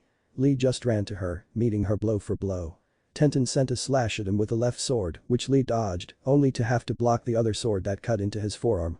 "Damn. I'm gonna have to dodge all her hits if I want to win." Lee started dodging all her swipes, but was barely succeeding. She was almost as good with her weapons as he was with Taijutsu. Keyword. Almost. After dodging a few hits, Lee saw that she took a little time to pull back her blades. When she tried to slash him again, he kicked her hand, forcing her to drop the blade. He then did it to her other hand to completely disarm her. As soon as her blades left her hand, Tenten started flipping out of Lee's reach, knowing if she didn't the match would have been over. Tenten landed and said, "Wow, you're awesome, Lee." Lee said, "The feeling's mutual, Tenten." Tenten then got an evil smirk on her face. Lee saw and started panicking a little. "What are you thinking about, Tenten?" Tenten said, "Oh, nothing, except the small little fact that there's one advantage I have over you." Lee got a confused look on his face and said, "What?" Tenten started doing hand seals quickly, threw 2 scrolls on the sides of her, and said this. Twin Rising Dragons Jutsu. 1. The scrolls went up in puffs of smoke, the smoke going up and forming into dragons. The dragons then started wrapping around each other, blinding people of Tenten. Behind the smoke, Tenten jumped into the air, the dragons turning back into scrolls. She then started summoning weapons at a really fast pace. Back on the ground, Lee was confused. I've seen her practice this move before. And if I'm right, then oh shit, then Lee realized. This is when she throws them all at her opponent, aka him. Lee tried to think of a way out, only to get a kunai go past his ear. He felt something trickling down and knew it was blood. Lee jumped out of the way, trying to avoid them, but couldn't dodge all of them. He dodged the biggest of them like swords and hammers and scythes, but couldn't dodge all the shuriken and kunai. The onslaught went on for 3 minutes. When the barrage of weapons was over, Lee was standing there, with over 30 weapons sticking out of his body. He was still standing though. Throughout the entire battlefield, weapons were scattered and there was a big crater. At the bottom of the crater were 2 big packs of weights. Tenten had landed after the attack, only to be surprised as Lee stood there with only a few of the weapons she threw. Tenten cursed her luck. At least she had the second part of the attack. Tenten then jumped high into the air, pulling her hands back. As her hands came back, so did the weapons. She had chakra strings attached to her weapons. That included the weapons attached to Lee. As the weapons pulled back, the blood they kept back came gushing out. Lee cried out in pain, but it was short-lived as Tenten threw all the weapons at him again. Lee then dashed away, but got 10 kunai in his body. Throughout all the pain, he was still able to move fast. So fast that Tenten couldn't reach when he jumped to her height and let out a leaf whirlwind. Tenten was blown back but was able to land on her feet. Lee charged her again, letting out a right straight punch that was dodged. Lee used the momentum to hit Tenten with his left heel. Lee faced Tenten as she got up and then said, "It's been a good fight, Tenten, but I gotta beat you." With that, Lee jumped back and started doing hand seals, surprising his team. The thoughts on their minds were, why is he doing hand seals? He can't do any jutsu. He has no chakra. Lee then ended his hand seals, yelling out wind style. Great breakthrough jutsu. With that, the wind started picking up tremendously. The winds blew Tenten away and into a tree 20 feet away, effectively knocking her out. Kakashi went over to her to inspect her and saw that she was passed out. He then said, "Winner, Rock Lee." Lee went over and took Tenten from Kakashi, volunteering to take her to the medic. After handing her over to his father, he left and went to walk over to the others, getting there as Sasuke and Ino were called over to the field. I came over to the genin to sit by Lee. He asked Lee, "How can you do those abilities?" Lee said, "Guy-sensei, that's a secret. I can't tell you yet, but ask me again when we're in private." "Wait, Lee. There is also something else I must talk to you about. You unleashed your weights without having to protect your precious ones or my permission." Lee stared wide-eyed at Guy, realizing what he did out on the battlefield. He didn't think of the consequences. I looked down at Lee, then out of nowhere punched him in the jaw, sending him flying 10 feet away. Lee got up and said, "I deserved that, Guy-sensei. I am sorry for not following your rules." I then walked over to Lee and smiled at him. He said, "I'll let it go this time and for your last few matches. But don't do it again, understand, Lee?" Lee immediately stood up, saluting and saying, "Yes, Guy-sensei." I just nodded and let it drop. Kakashi said, "Okay people, next match. Sasuke Uchiha vs Ino Yamanaka." Sasuke and Ino approached the stage. Ino was worried that Sasuke would hurt her, but she also couldn't back down. She had a huge crush on Sasuke and she knew that backing down without a fight would show how weak she was. She had to stand up for herself or Sasuke would never love her in her mind. Sasuke said, "You know Ino, this match is pretty much over now. Why did you even come up here?" Ino said, "I had to. If I didn't, it would seem that I was weak and I'm not. I know that I have no chance, but I might as well try my best." Sasuke got a shocked look on his face, then smiled. He said, "I never thought I would hear that from a fangirl of mine. I guess you're the only smart one of them. You're still trying even though you don't think you can win. That's a great quality, Ino. I like that." Ino's eyes widened to the size of 24 rims, then got a really wide smile on her face, while thinking to herself, "Sasuke likes me. Sasuke likes me. Sasuke likes me." Sasuke looked at her, then thought, "Damn it. I guess there's more fangirlism in her than I thought. I'll have to find out how to change that, and quick. Sasuke got into a fighting stance, with Ino taking that as her cue to get into one also. Sasuke saw that it was the Academy Taijutsu stance, but she still was flawed in a few places. Kakashi saw that they were waiting, so he said ready, Hajime. And jumped back. Sasuke decided to take it easy on Ino, but charged her all the same. He came with a left punch that was parried by Ino as she sent a right punch to his face. Sasuke ducked under the punch and used his right leg to sweep her feet out from under her. Ino fell back but went into a backflip to save herself from meeting the ground. Ino then charged Sasuke and booted him in the face. Sasuke, not expecting Ino to actually hit him, went reeling back 3 feet. He got up with an imprint of the sole of Ino's sandal on his cheek. Sasuke got up and started doing hand seals. After them, he yelled out fire style. Phoenix Flower Jutsu. 2. He expelled the fireballs out of his mouth at fast speeds at Ino. Ino started dodging the fireballs, but barely making it. After the fireballs stopped, Ino started throwing shuriken and kunai at Sasuke. Sasuke smirked and started doing hand seals and called out fire style.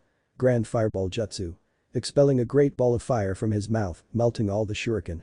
At that, Ino started thinking Sasuke-kun so cool. Oh yeah, gotta stay on track. Ino ran at Sasuke to engage him into jutsu. She threw 3 punches at him, which were all dodged. She surprised him with a kick, but he dodged it. After about a minute of Sasuke dodging Ino's hits, Sasuke decides to end it, seeing as Ino didn't give up. Ino kicked at Sasuke's face with her right foot, but Sasuke leaned into the hit to lessen the damage. Then going with the momentum, Sasuke crouched down and used his right leg to sweep Ino's feet out from under her. Ino was about to get up, but Sasuke held a kunai at her throat. Sasuke said sorry, Ino, but I win. Kakashi said winner, Sasuke-cha. Ino and Sasuke got up and walked away. Sasuke looked at Ino and saw that she was glum. Sasuke walked over to her and said hey Ino. Ino looked over at him. Sasuke continued saying that was a great match. Maybe you want to talk about it over lunch sometime. At hearing this, Ino got butterflies in her stomach. She was so happy, she was only able to stutter out a yes. Sasuke said great. I'll see you later, then. Sasuke walked back to Naruto seeing Naruto grinning. Sasuke tried his best to hide a smirk, but a little showed. Naruto said Sasuke, I can't believe it. You actually asked a girl out on a date. Sasuke said what about it? Naruto said it's good. For a second there I thought you were gay. Sasuke said fuck you. Naruto said more proof you're gay. Sasuke said go to hell. Naruto just smirked and looked ahead. 10 minutes later. After their 10-minute break, Naruto, Lee and Sasuke approached the arena. Kakashi said alright, here's the lineup. He showed them a chart showing Naruto versus Lee, then winner versus Sasuke. Kakashi also said Naruto, Lee, the winner of your match, won't be given any time to break. We have been waiting enough. This shocked the other jounin. They had let Kakashi pick the matches cause he came up with the idea, but he had gone too far this time for their liking. The first one to speak up was Kurenai. She said what are you doing Kakashi? Kakashi responded I'm choosing the matches. In a voice that made it sound obvious. Asuma walked up, saying no, you're not. You're making it so Sasuke will win. You've been giving him the easy route all along. I decided this was the time to speak up. He said they're right, Kakashi. I've also noticed that you have given Naruto the hardest route according to his academy portfolio. You set Sasuke up with Shino, knowing that Shino would give up because his bugs are flammable. You expected Ino to give up since she liked Sasuke. Naruto saw the other jounin defending him and decided he should defend himself against this white-haired bastard. He said well I had to fight Kiba, who's a lot faster than you thought I was. And Neji, who is a close-range fighter when you thought I had no taijutsu abilities. You've been aiming for me to fail while pushing Sasuke up. The only reason I beat those two was because you have no idea of my true abilities. Lee came over and said I agree with my youthful friend and the sensei. You've been playing favorites, Kakashi-san. Kakashi mentally cursed. Damn. They figured it out. I shouldn't have made the no-break thing. Now what do I do? Wait, that's it. Kakashi said well, what do you suppose we do?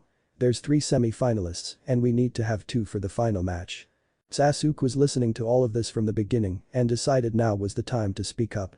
He said who said we need 2 for the final match? Also, who said that we are semi-finalists? Kakashi said what are you getting at Sasuke? Naruto had already figured out what he meant by that and was grinning like an idiot. Lee looked at Naruto and saw the grin and thought it seems like something good is about to happen. Sasuke said a 3-way free-for-all battle for the win. What do you think Naruto? Naruto's grin turned into a smirk and he said I'm game. What about you Lee? Lee smiled and said I'm okay with that. Sasuke said okay then, a free-for-all. Kakashi said alright then, a 3-way battle. Kakashi was also thinking fools. Sasuke will win this easy. And my plan will work perfectly. It's better to completely crush his dreams when he's so close to it anyway. The three competitors traveled to the ring and waited for Kakashi to give the signal. Kakashi yelled Hajime. And jumped back as the three genin squared off. Lee, Naruto, and Sasuke were having a staring contest. After about 20 seconds, Naruto got tired and broke off at Sasuke. Sasuke immediately activated his Sharingan, surprising all at the battle. Sakura's thoughts. Sasuke activated the Sharingan. That's so cool. He'll beat that Lee loser and that monster Naruto. Why can't that monster just die? Then it would be just me and Sasuke forever and ever. He's always trying to interfere with what's destined to be. I should have killed him years ago. Yay, the bitch is crazy.